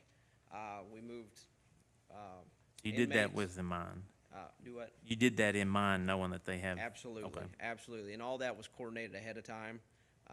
We understand you guys have more people than you want in there, more people than we need in there to get work done efficiently, so, we also did the lighting at the same time we did the water, so we weren't entering the pod twice, cut down on some of that movement as well. So a lot of that's gonna be coordinated very, very, or in advance of that work, and we'll try to line up as much work as possible, lighting, the water, anything else in that area, so that we can get in there once and be done, so. And have it all done, because I know, so it'd be electrical infrastructure that needs to be changed, all that would be coordinated. Yes, sir. Because I can see where that would put a burden on the facility trying to manage It the pods. absolutely, absolutely, that was their concern. Maintenance folks there in McCracken County, they came first meeting, hey, we can't move these guys, just anywhere. I can't put them on the sidewalk, for the day and expect, to get things done. So we work with them very closely on critical areas. They had a lot of toilets, showers that weren't working already, so that became their priority pod, and they worked with us, and they said, hey, one day we'll work, and, they'd call me at 6 a.m. and say, look, we just can't do it. So we just, diverted, we'd go do work at the courthouse, and then, hey, the next day it's gonna work, we got people coming in to help us, so we just worked around their schedule, so. The personnel, And we asked the other group the same thing, and I brought this up to Judge Neal yesterday, and this may have been a myth that I heard, but is there a limitation on how many times the toilet can be flushed in a particular amount of time or something? Yeah, well, depending on the system, you can limit the number of times they'll time out. In ours, we did not because of how they're set up. Okay. Yeah, the ones from McCracken, you can press the handle, I think, 2 or 3 times, and then you're not getting any more. But like Craig was saying, this system that they designed here is the 3.5, and it doesn't have a timeout on it, so. You guys have a lot more inmates per pod, right? So you're. Well, McCracken County has a whole lot more. Well, right,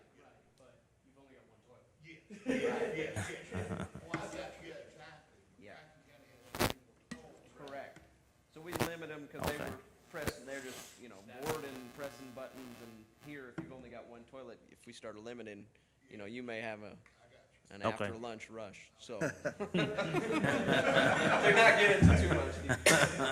And for this collaboration, you know, we talk about communication. This is critical in the sense of, you know, we sit across from you. He lives in that facility. He and his staff, they know exactly what happens. We make sure that the things that we recommend are workable and doable. Oftentimes, we'll recommend something because it looks good on paper. Engineers are, you know, they're brilliant. You haven't probably found any more that have worked in correctional facilities that understand better in logistics. But when it comes to exactly what will happen in that particular situation, we need to sit across from you and say, Roger, is this acceptable? You know, will you have inmates angry? If you will, we will not do it. If it's acceptable, that's what we'll do and we'll recommend. Does that make sense? So I hate to say it depends, but it truly does. Sure. And that's a conversation we have in private together and what's acceptable. Your personnel or subcontractors, they're vetted for security issues? Absolutely, absolutely. We do background checks. We can either do that through, I understand you don't have HR, but we can either do that through you or we do that individually. Again, I'm in Frankfurt through the AOC.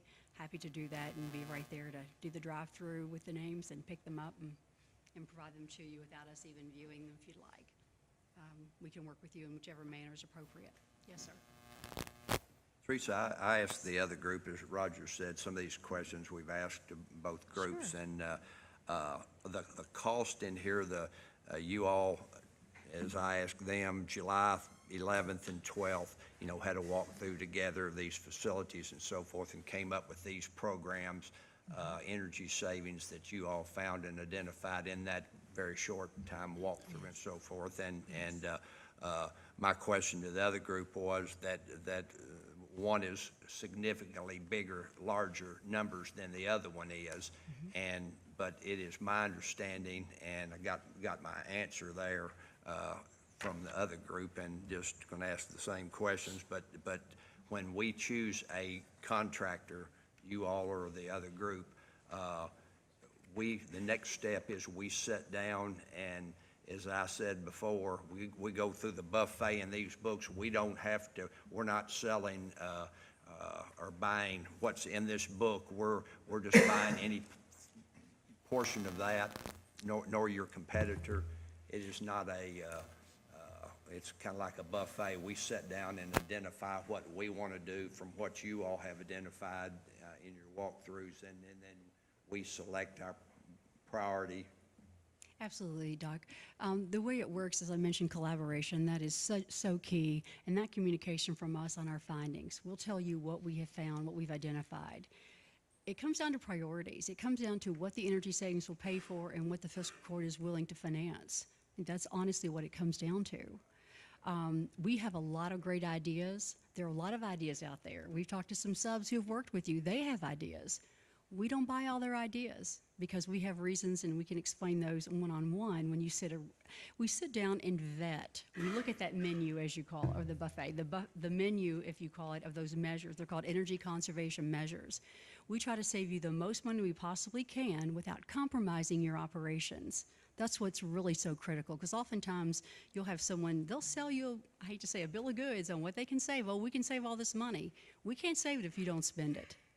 And we can only save so much because you do have consumption and you will have consumption. But if we do the best job we can at the best technology you can afford, then that's exactly where you have that ideal project. And we've been very successful at accomplishing that. That kind of leads into my next question that I asked the other group also. Are these, in these manuals, are your costs, are they projected or are they real cost? The savings or the costs? The cost. Okay. Would you like to address that, Rory or Craig, on the costs? They've spoken with the subs in more detail than I have. I want to make sure that they clearly address the question. Right. Okay. So some of it was, very little amount of it was estimated based on past experience with certain measures. Obviously, you don't have time to quote out every item in the job in such a short time frame. But the bigger items, we made sure to check with the mechanical contractors and create a real budget for those items. And so what you're seeing is a very close cost to what we believe it will cost. And what you're seeing for the savings is exactly what we have calculated at this point using those measures. So, Okay, I also asked the same questions to both outfits, but at the end, if we do choose your outfit, and I asked the other people that were here, presenters, because I did not see that in their proposal, but if we choose you all and we cannot agree upon a contract, then you all mentioned there is a fee, didn't mention what it was, and can you expound on that a little bit? Absolutely. What we do once if we're selected, there's something called a project development agreement. And that agreement basically says that we will start development of the project. We will start investing engineering time, engineering resources, and there, of course, is a cost to our company. We have to keep our doors open. It is not an exorbitant fee. It's an amount that we would negotiate and talk about individually. And of course, with the help of the county attorney to make sure that, you see exactly where our charges would be. So should you say, you know what, we just can't come to an agreement, we don't want to do this, we have some small breakage fee for our time and our development costs. We're in business to do good jobs and do good work. I don't know that we've ever, or rarely ever, David, you can probably answer the question, has someone walk away when they see what it's going to do for their facilities, the money you're going to reinvest, and that's rolled in, that development cost is rolled just into the contract as part of our engineering fee. So there would be a small fee attached, and that, of course, is negotiable. It's always very reasonable. They did it in McCracken County, Greene, Paris. That's it's an expected fee. That makes sense in performance contracting.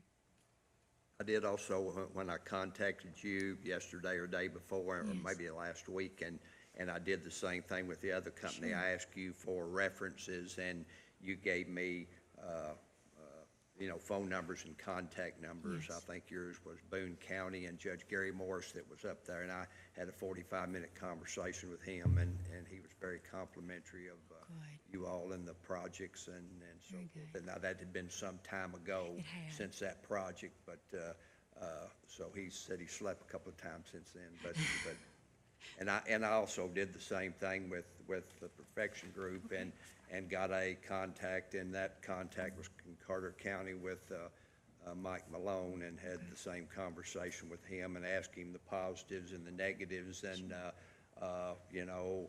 what went wrong, or because any project, everything's not going to be perfect, and what went wrong, and what were the responses of the different companies and so forth. So I was very enlightening and conversation. I appreciate you giving me those contact numbers as well as Perfection. I'm glad you took the time. Appreciate that very much.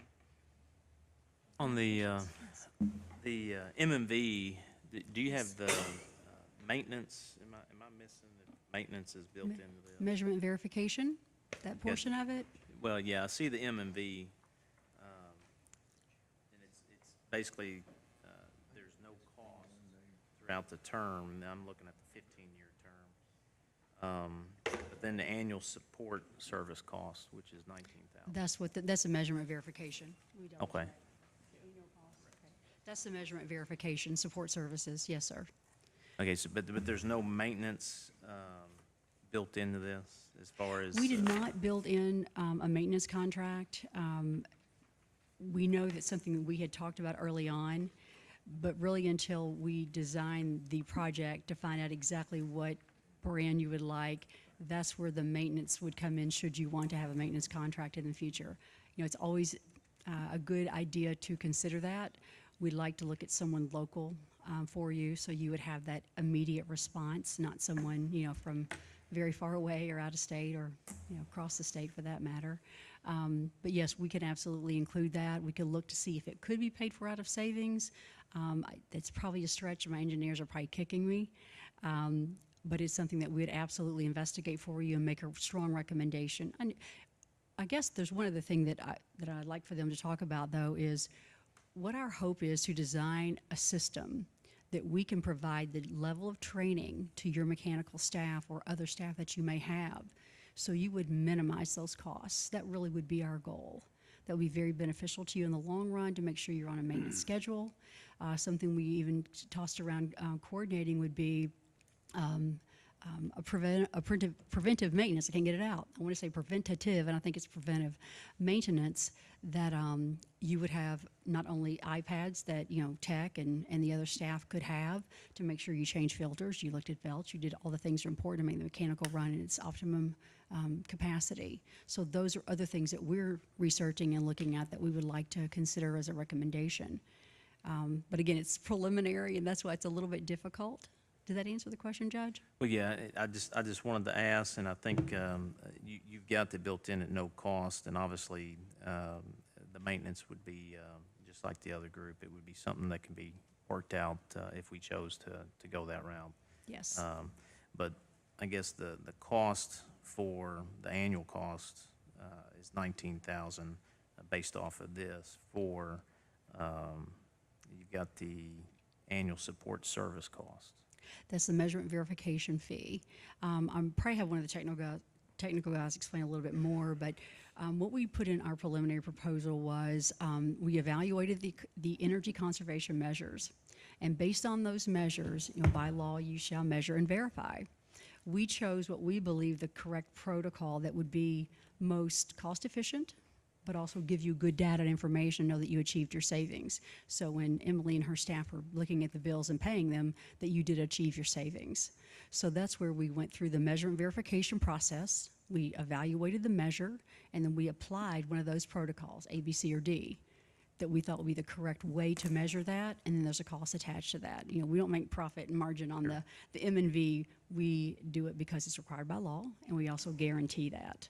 You know, we've been guaranteeing projects for well over 20 years. We have long-term guarantees on the books, and we've met them. So, does that answer? I can get more detail if you want technical on the protocols and how they work. Who would that be? I can have Roy, Craig, Don't matter. Ryan, any of them. Our gentlemen are good. So in this case, we used a lot of option C, which is direct utility bill tracking. So we'll work with your utility companies and get a direct bill straight from them, or work with Emily and get it all figured out. And then we take it into our internal group, who then uses a program called Energy Cap that will then adjust your utility bills to match the base year. I'm using my hands to talk, so. So basically you adjust the utility bills to match the base year. And so what's happening is a year from now, it may be much hotter. And so you're gonna be using more energy then than you are this past year, which will be our base year. And so we have to adjust for the number of days you have to cool the building, the number of days you have to heat the building, things like that. And so we take that into consideration to make sure it matches, and then we decide, okay, is it fair? Are we actually achieving the savings that we promised? And if we don't, we write the check. So. And that's where, if you're guaranteeing the savings, if it's above, then when you say you write the check, then. If it's above what we're expecting, then it's in your pocket. Right. That kind of answered my question, or part of it that we'd ask the other group also. I just noticed that one of the proposals had a M&V for 3 years, and certainly I think there needs to be some kind of measure and verification that you're doing what you said you'd do, and so that and meet your guarantee and so forth. But I asked them why just 3 years, and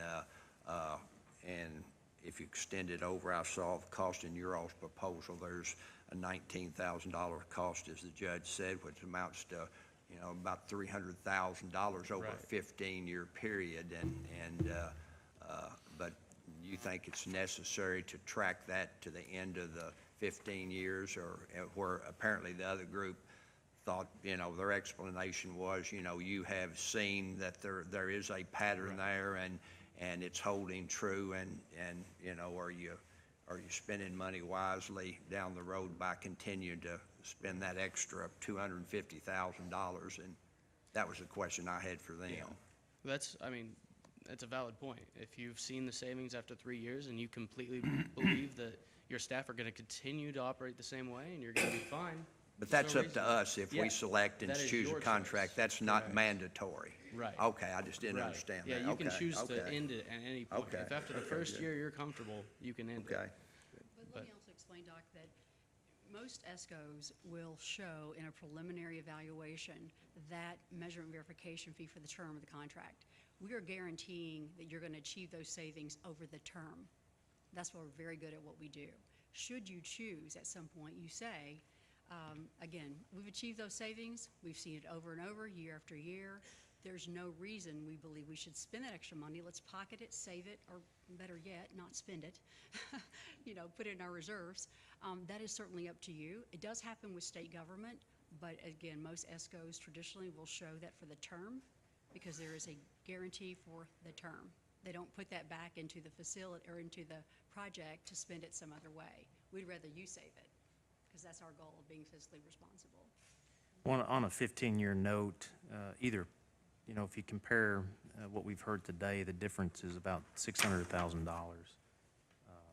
if we choose to go 15 years with the other company. I know 300,000, it's 285 with this fee, 19,000 for 15 years, which is 285,000. But if we chose to go with a 15-year note with the other group, what they're proposed, it'd be about $600,000 difference. So, for us, it is, and we've all said it, sitting down and reading both binders, it really is, there's a lot of information, and we want to make sure that we're getting the best for the county, because that's the one thing that I think is important for us, is to make sure, one, we can identify what our needs are, but two, we're getting the best service that we can get at the best price. One thing that I did notice, the certification that y'all do have allows you to have TVA incentives. Can you expand on that, if any? I can explain what I know, maybe one of the more technical guys. The incentives and rebates are something that most utilities, well, a lot of utilities offer. Us being an energy service, actually we're a full-fledged engineering firm when it comes to TVA. To me, it's a very important designation. You have I think 2 facilities in the TVA territory, if I'm correct. And we have folks on staff who are very good at analyzing and making sure that we get every piece that you can. There's something called a custom incentive. They're standard incentives that you can apply for, and you'll get some money. But the custom incentives are something that's not just a prescribed item that's on their list. Something that's more specific to you. We could tailor that for lighting, for your HVAC, electrical, anything else that you would save money. And that money goes back to you in your pocket. What they have documented, well, I know that Ben, one of our guys who's handling it back at the office, we have completed 56 projects, and I know more in the hopper right now. And for our customers, we've been able to bring back $5.5 million to them directly. So it's an important designation. And who was that customer? Or? Oh, no. This is all of ours, all All the the clients total together. customer. Yes, Gotcha, it's not just one. Okay. It's anyone in the TVA territory that ESG has worked with. We have applied to the Tennessee Valley Authority for those incentives and rebates. And there's money right now sitting there. So, every year is a new year, so there are no guarantees on that. But I want to make it was a very important designation. Now, is there a window for those incentives as far as when you can have access to them? I didn't go to this last communication they had. David, did you? They have money still here for this year. There's a lot of funds this year, so no guarantees for next year, but there's guarantees to be a lot before October. Okay, so they're on the federal, you're talking about the federal calendar year? Yes. Yeah. Yep. Okay. And all you have to do is have an application in. You don't have to perform the project by October. Yeah, the first thing we would do if selected, we would go ahead and start putting together some of those measures that we think would be important to get the application to DVA, so we can go ahead and get that earmark, get it clicked on that. Sure. So like to there are reserve. some potential dollars out there that we can tap into to help. Absolutely, yes. And we did not incorporate that into our cash flow. Sure. Okay. No, I think Brad identified that, and we just wanted to explore that and see what type of, obviously, getting some monies, getting some support is always good, so we just wanted to explore that. Yes. May I, address the price differential, if that helps Sure. you any? Not that I've seen their proposal or have any clue, and I'm not trying to compare projects not knowing what they have outlined for you. But preliminary cash flows are just that. They're preliminary. They're based on what we found, what we believe are your priorities. These are dynamic facilities. They change all the time. Someone may have an idea to do a roof, and someone may say your roof has more life in it. Someone may want to do something significant with HVAC, whereas we think we can do a modification, maybe some commissioning. So there would be a difference in our observations until you're selected and you invest that engineering time. That's probably where a differential could lie, but making sure that we address those issues that are your priorities is really the difference. So that's why a performance contract is not based on price, but based on value and qualifications and credentials of the firms. It's truly how it is. It is in the procurement code. Chapter 45A outlines. I just want to make sure that you kind of understand that Yes. Price doesn't, I hate to say it doesn't mean anything at this stage, but it's not the deciding factor as a rule. Right. I can't decide for you because that may be a deciding factor for you, but that's traditionally the way performance contracting is handled. So one of the large differences is that your numbers are preliminary because you want our feedback. Yes. To you want us to tell you what best fits our facilities. Absolutely. We'll give you what we believe should be priorities based on the level of maintenance, based on the age of the facilities or the age of the units or whatever the case may be, or the technology. But we'll need something back from you as, yes, that's a priority. We need to have this because, like I say, Mr. Ford over there's, he's having this issue every day. We've noticed in your mechanical calls that you have a lot of something happening in this particular area or maybe here at the courthouse. So we would identify those things for you as well. Okay, makes sense? Yeah, it does. We actually discussed that this week. We were looking at both proposals, and that was one of the things we discussed. Very well. Somebody else have any questions? Okay. Appreciate it. Judge, Commissioners, thank you so much. Really appreciate your time. It's been a pleasure to be here, and I hope we get to come back many more times. Okay. Thank you. Thank you. And your decision will be down the road? Judge, your decision will be down the road sometime? I didn't hear. The decision will be down the road sometime? Yes, we're going to try to make it as soon as possible. Okay, we really appreciate it. Thank Thanks you. so much, guys. Thank you.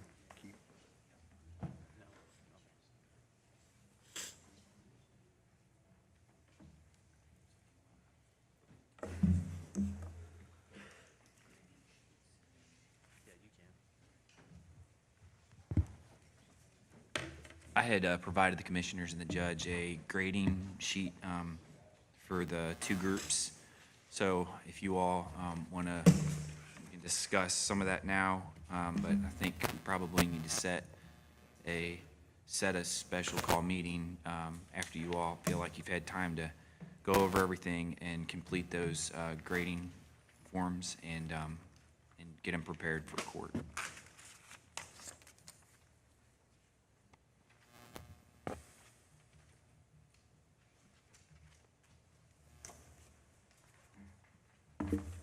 Do y'all want to meet this Friday afternoon? I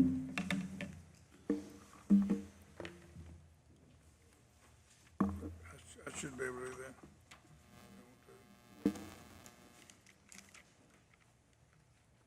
that. That's good with me, Judge. Preferably earlier, the better. I was Or going to more. say later, but anyway. You just want to be contradictory. I've got a doctor's appointment. Later would be better for me, too.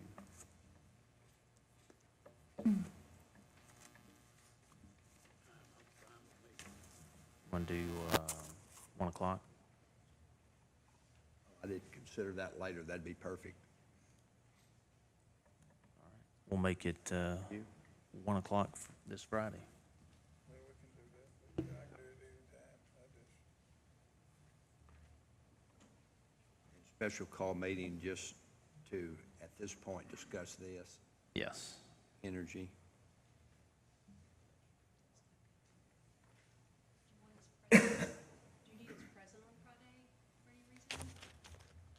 Be up to you, I guess.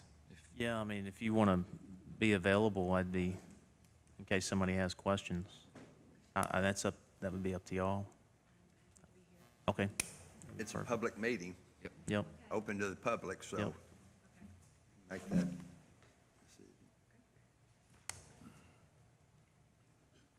Okay. Let's go on to new business, non-exclusive easement, 284 Denzel Martin Road, Gilbertsville. Y'all should have seen that. We had sat down with Miss Silvernail last year, and Denzel Martin Road, actually, the road was paved pretty much up to her driveway. So there was a section of the road that's on her property that the county doesn't own. So she was asking for, we needed a turnaround so that we can do, if the road department were to go down Denzel Martin, they can actually plow the road and then turn around. So she gave us an easement, so where the road department can actually turn around on her property. So we're gonna do a cul-de-sac or something back there? It's just a turnaround, Just yes. turnaround. She's gonna put a gate up at the end where we used to, the actual road went up almost to her back door. Yeah, I mean, I'm very Yeah. familiar with what Right. we went through before. And so she's giving us an easement just to turn around there so we can, during the snow and stuff, we can turn around. There's nowhere to turn around back there and the road's real narrow. We just need a motion for this non-exclusive easement. So moved. All those in favor say aye. Any opposed? Motion carries.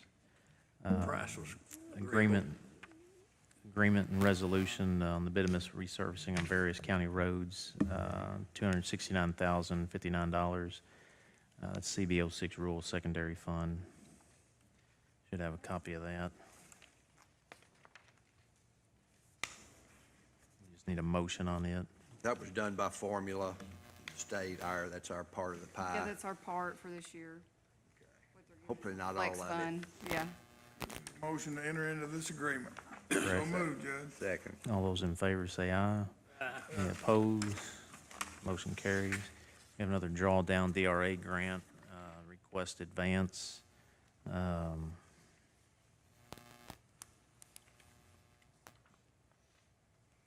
Should see that. Just to give you an update, I spoke with Kemp Morgan from DRA, and they're waiting. If you look at this drawdown, the engineers have drawn down on the grant monies, but DRA is wanting to wait and see for the county to actually put monies into the project, and then once that's done, then they'll actually release those dollars for the engineer service.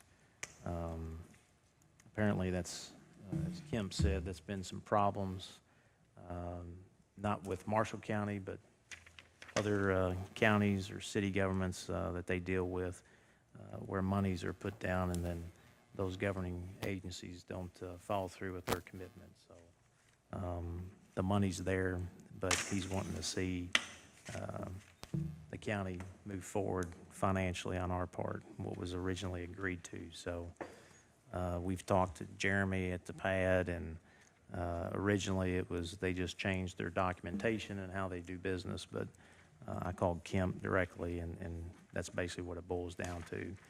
If you remember, this project has been open since 2011, 2012. So moving forward, they're wanting to see some activity on this project.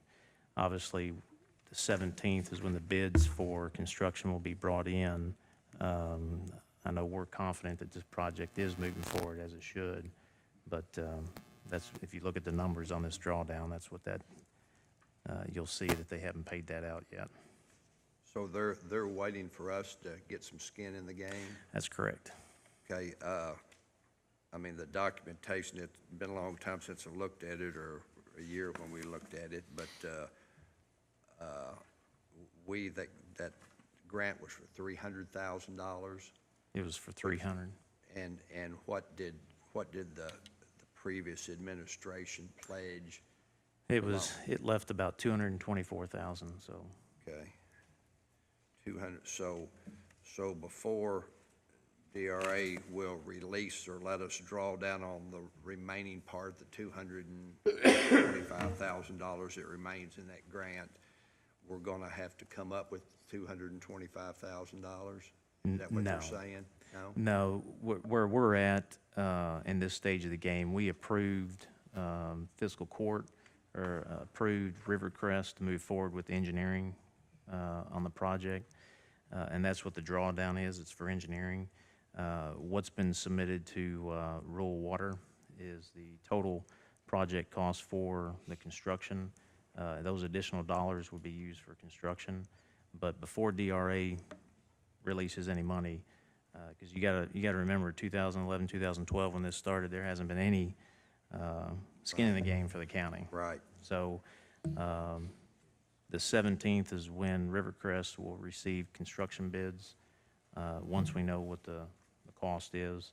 If you remember back at the beginning of 2016, there were some bids that were put out. I think Merco, there was another. 2 different times, yeah. So we kind of got a ballpark figure as far as what the construction cost would be, but we're moving forward on that, and we're down to, I expect by next month that we should have the terms and conditions of what rural water is going to be sending us so that we can move forward. So that's our skin in the game? That's our skin in the game. Okay. I just wanted to advise y'all as far as the numbers. I know I've talked to Rivercrest. I hate it for them, but they understand the situation. That's just a motion to approve that request on advance for the DRA grant. Motion to approve. Second. Second, and what will that be, amount?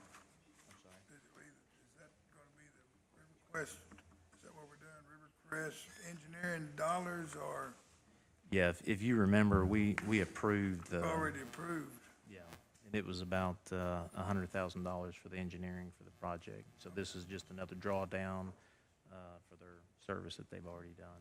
But we can't draw down yet? We'll- Until, We can request it.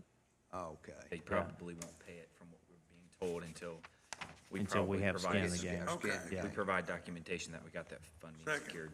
Okay. All those in favor say aye. Aye. Any opposed? Motion carries. Animal shelter new hires. Autumn, you want to come up and?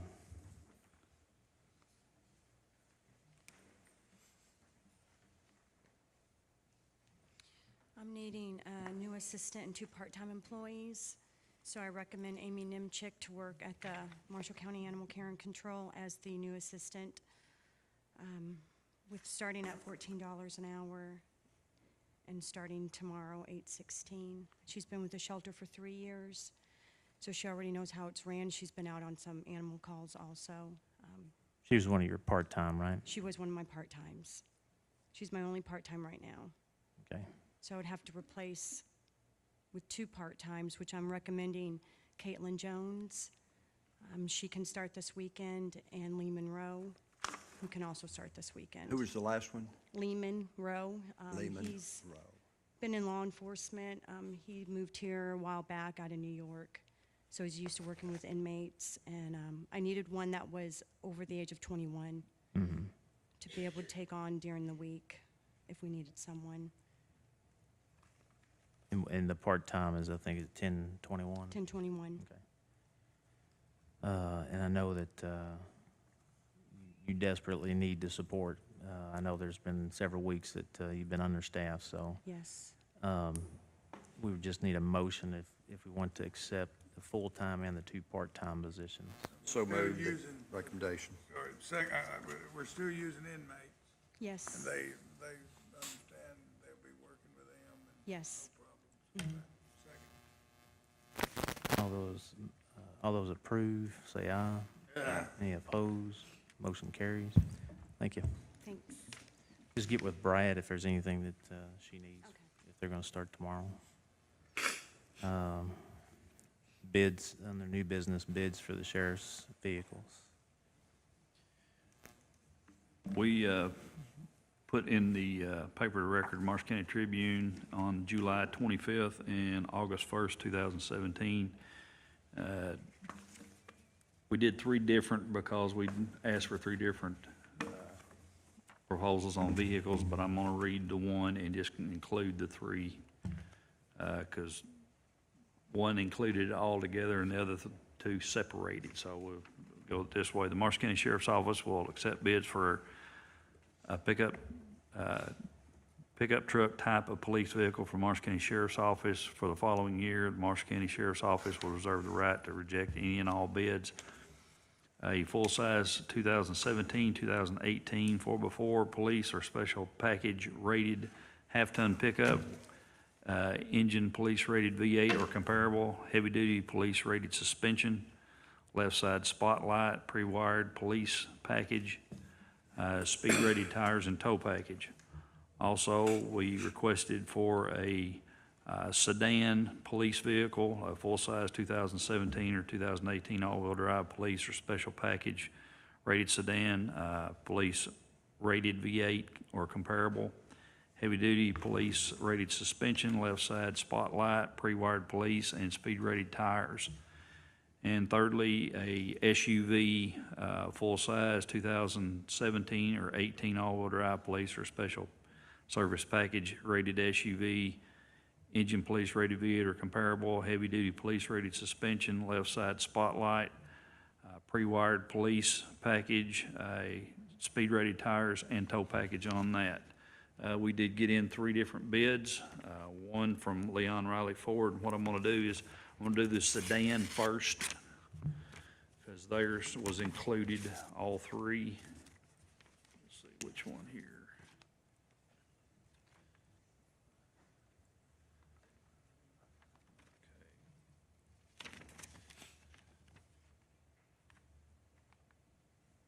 Okay, for the police interceptor, the Taurus version from Leon Riley Ford, cost on that is going to be $25,450. And the next on the sedan is going to be David Taylor Chrysler out of Murray.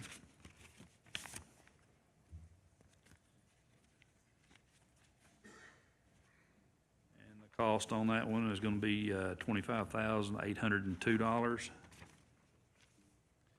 And next will be Parkway Chrysler out of Benton.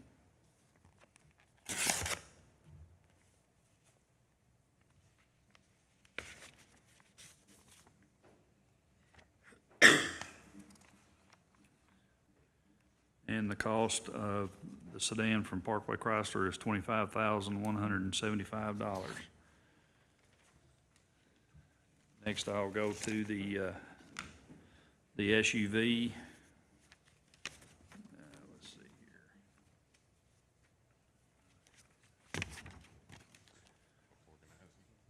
For the SUV, from Leon Riley Ford, be $37,100 for that. Say that again? $37,100.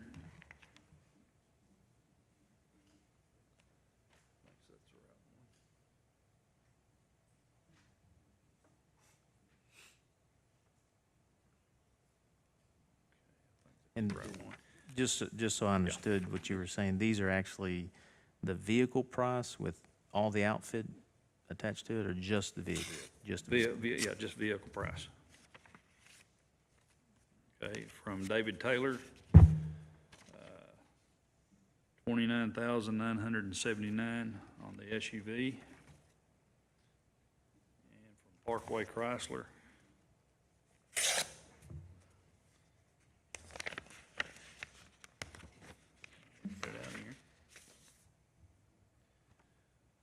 $30,244.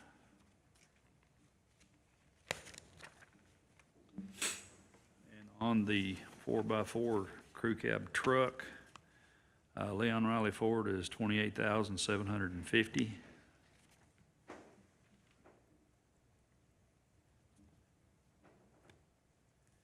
And Dwayne Taylor,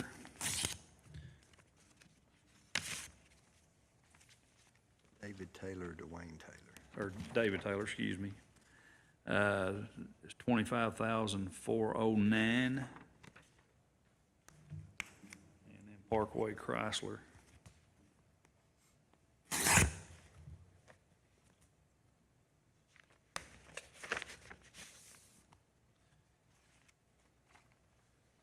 be 25,918.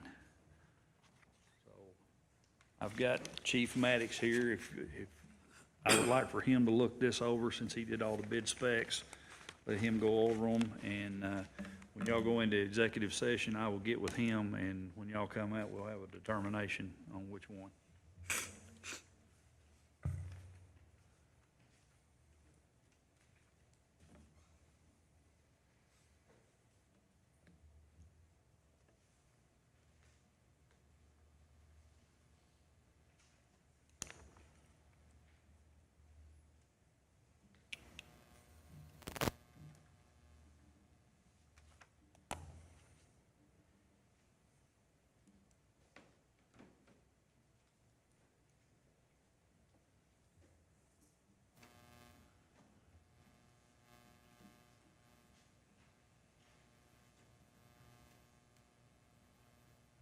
While he's looking at that, I got a question. Well, we can wait once we hear back as far as who you want to go with. Okay, let's go on to 2017 Special District Tax Rate Certification. Emily, you want to?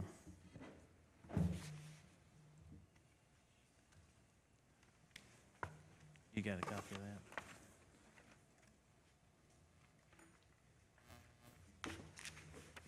If not, I can read it.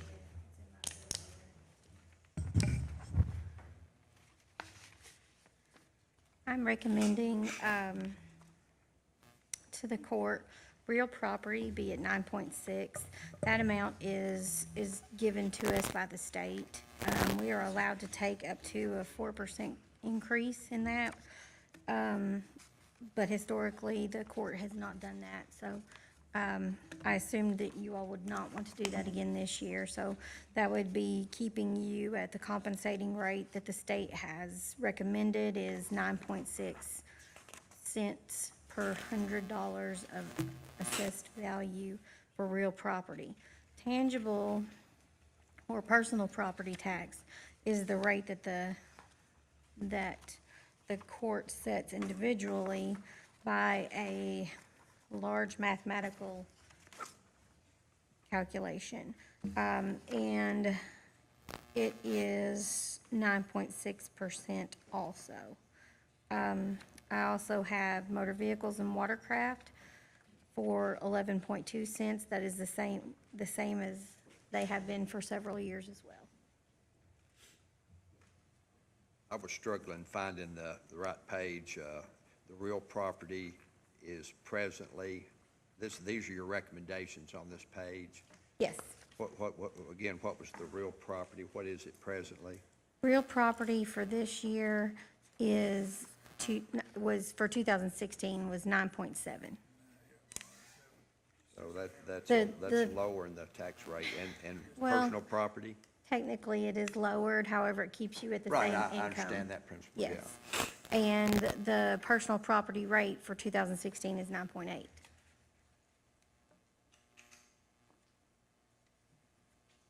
Others were the same. Yes. Would- Approved, Judge, tax rate certification. Second? All those in favor say aye. Aye. Any opposed? Motion carries. Appropriations transfer.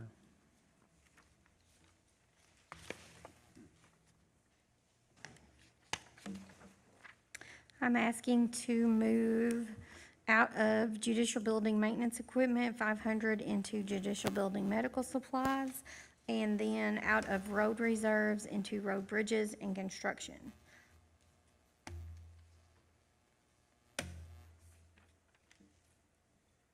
Motion Approve the budget appropriation transfers. Second. Those in favor say aye. Aye. Any opposed? Motion carries. Inter-fund transfer. I meant to tell Desiree we didn't need this today. You and I discussed that, and we would wait and transfer those funds at the time that they are gonna be immediately necessary. Treasurer's report.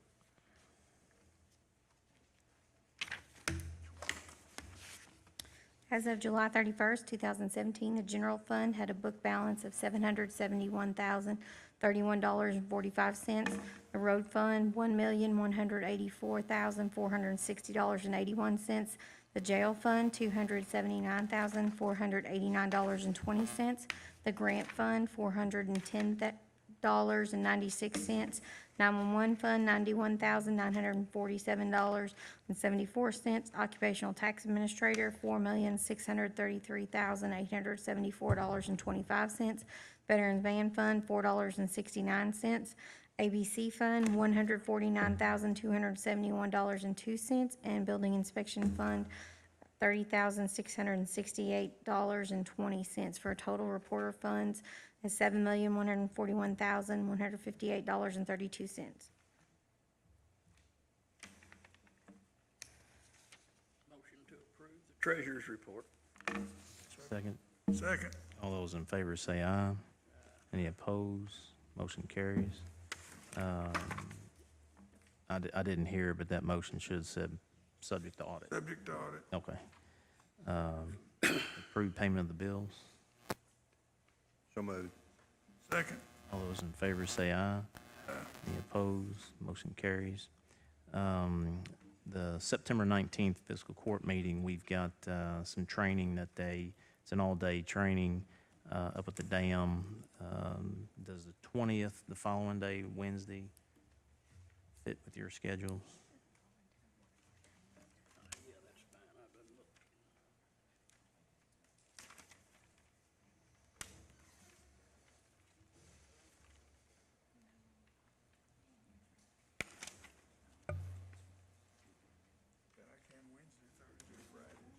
Okay, so Wednesday's fine. Friday's good with me also, Judge. Thursday, said Wednesday. Oh. Wednesday, Oh. the 20th, 9:30. I've got another board meeting. I have that on I can mine do too. it, I can do it any day that week. I mean, I've just got I mean, it won't last an hour. Just changing the time. I've got another board meeting at 9:30. Well, Thursday. I mean, well, we can do it at 10:30. Special. The 20th, that's fine with me, 10:30. Y'all want to do it 10:30? It'll be our regular fiscal court meeting. They gave up the chisel and stone. The 20th, we'll do it September 20th at 10:30. Yeah, that's fine. Is that right? September the 20th? Yes. I mean, I was looking back, I apologize, I was looking back to Wednesday, September the 13th. I don't have anything on the 20th, so we can do it at 9. 9:30, okay. That's better for everybody else. I apologize, I thought you were talking about the 13th. We'll make September 20th at 9:30. Okay. And then, let's see, we need to go in executive session for personnel. Need a motion to go into executive. Before that motion, I called Wednesday to get North Marshall Water Board appointments put back on the agenda. They weren't, so I'd like to make a motion to dispense with the agenda to put that back on. We need to get that done, especially before the 90 days are up. Well, I think if you remember, there was no action. Right. So with no action, it defers to the statute, which is PSC. My recollection, it was tabled. There was no action. I sat and asked for or against, and there was no action. So the statute says it goes to PSC. Is Mr. But it's- Shadone going to be put back on the board? There's no motion, and I don't think board appointments, I think the statute says only out of my office can the board appointments come to the fiscal court. And that's what I did. I brought you board appointments, but there were no action, for or against. I think there was comment for different board members in support of a board member, but I thought we had a 90-day, this is a legal question, I thought we had 90 days before, if we didn't decide within the 90-day time frame, that the Public Service Corporation would make that appointment. What the statute says, it's either 60 or 90 days after the vacancy. If that vacancy isn't filled, it'll be up to PSC to fill it. Correct. So my question to you is, does this body have the authority to make that decision within that 90-day period? Well, the statute says the judge nominates, and then you either approve or disapprove. Correct. And he made a nomination, and there was no action taken. So at the end of June, that vacancy occurred. So And that- we'll, the clock unless- starts ticking, and obviously, just, I would assume like a court of law, they would like you to settle out of court. So I well, assume that's it why doesn't have, I mean, in you've got talking 90 with, days to make that, or in talking that's- with the folks at PSC, I don't know that anyone there recollects this ever happening before, so Yeah. it's kind of new. I think, in my opinion, what should have happened is there should have been when the names were presented, a motion for or against. I mean, that didn't happen. I asked, My either way, recollection, I it's mean. on film, we you can go back and review that, but I just thought we tabled that. No, it wasn't I'm tabled. gonna visit that at another, I haven't looked at the, My recollection, too, I looked at it once, I'm pretty sure there was no action taken in the No judgment. action. I know there was So no the- action taken, we moved The on. answer to your question, Johnny, is it defers the statute. But I do need a motion to go on executive session. So moved, Judge, for personnel reasons. Second. All those in favor say aye. Aye. Any opposed? Motion carries.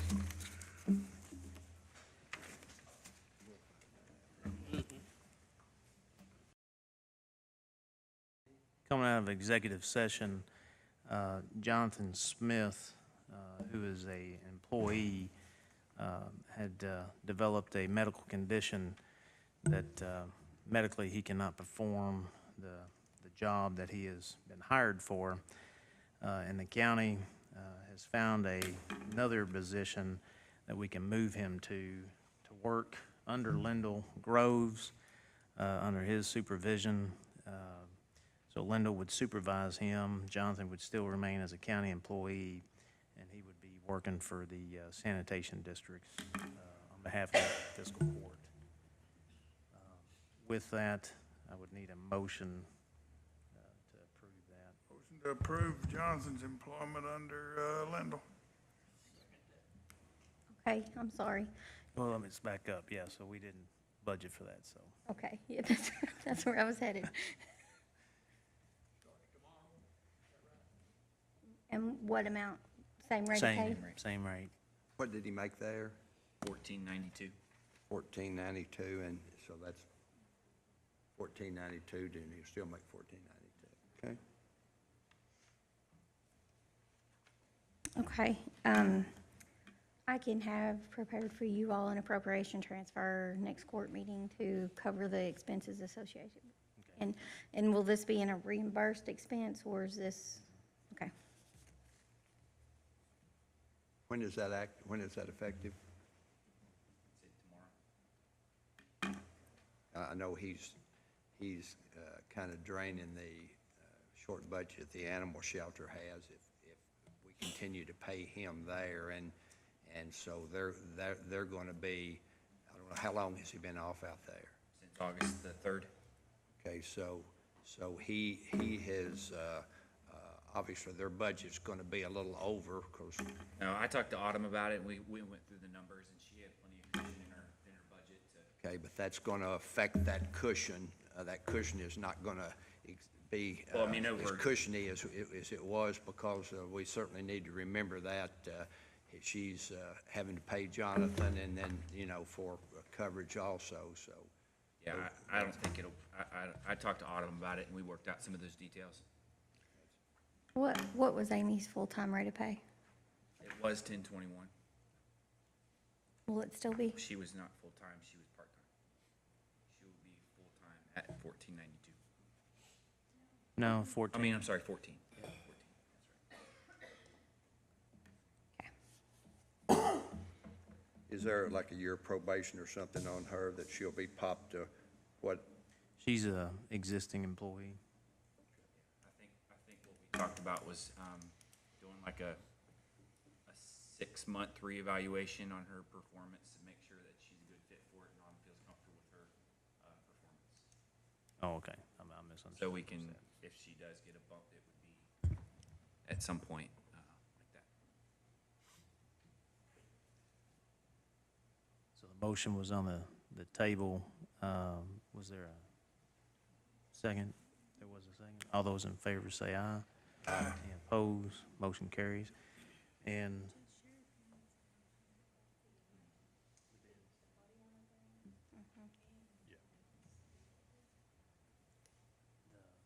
body armor grant, we already approved that.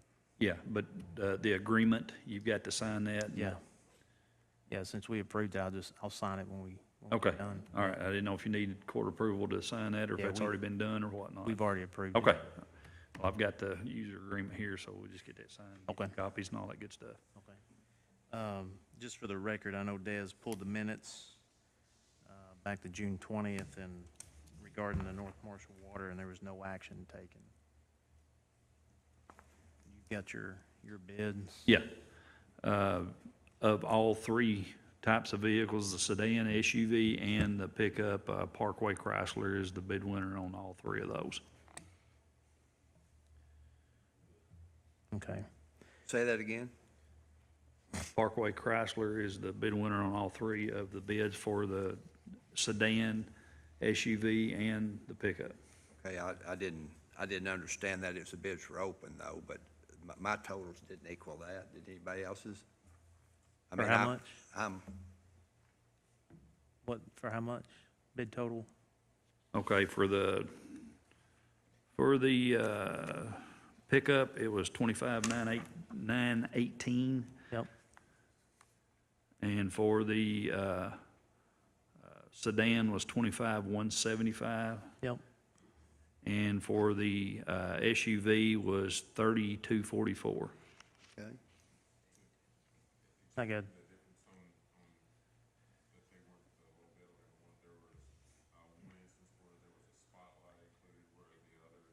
Yeah, the Spotlight wasn't, Spotlight was not included on the SUV in the other bid. So that changed it, so that's Okay, well, why. I mean, from the numbers read, Yeah. because I was prepared to, Right. when I added the numbers up, David Taylor was some $700 or $800 cheaper on the numbers that you opened, but I was fixing to go to bat that low is not always best. Yeah. Parkway Chrysler is a Marshall County business, Right. and for $800 more, even if they'd have been, certainly Here's I my, prefer to take here's the- my question. I think that total comes Go with to Parkway. 81,337, if my math's correct. But then the upfit them is about 10,000 per vehicle, give or take. Possibly 10 to 12, somewhere in there, but I'm not looking at doing 3. I'm actually looking at doing 2 right now and looking and see what our money looks like later on, and possibly getting that third one if our money holds. But right now, 2 would help us out tremendously. Okay. And that was going to be my question. Are these 3 coming out of the line item for the ABC, the 122,000? Yes. Okay. Mhm. So not the contract employee? No, Okay. no. But you got a advertisement out for a contract employee? Yes, So you got- I'm looking, that one, looking October 1 for one, and then looking January 1 for the second one. Okay, so you're gonna hold off on a vehicle for that contract employee? Well, I've got one vehicle that we've got as a spare right now, so Gotcha. I've got a car ready to go, but if we put for 2 vehicles and put the order in, it's 6 to 8 weeks out, so that's looking toward end of October, 1st of November before the vehicles actually arrive. Why don't we do this?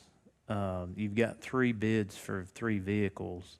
Why don't we pick two, like you said. Yeah. But make a motion with contingency based off of the October quarterly report that ABC brings in. And if it brings in enough money, then you can go ahead and That's fine. Yeah. add that third vehicle. Yeah, that's fine.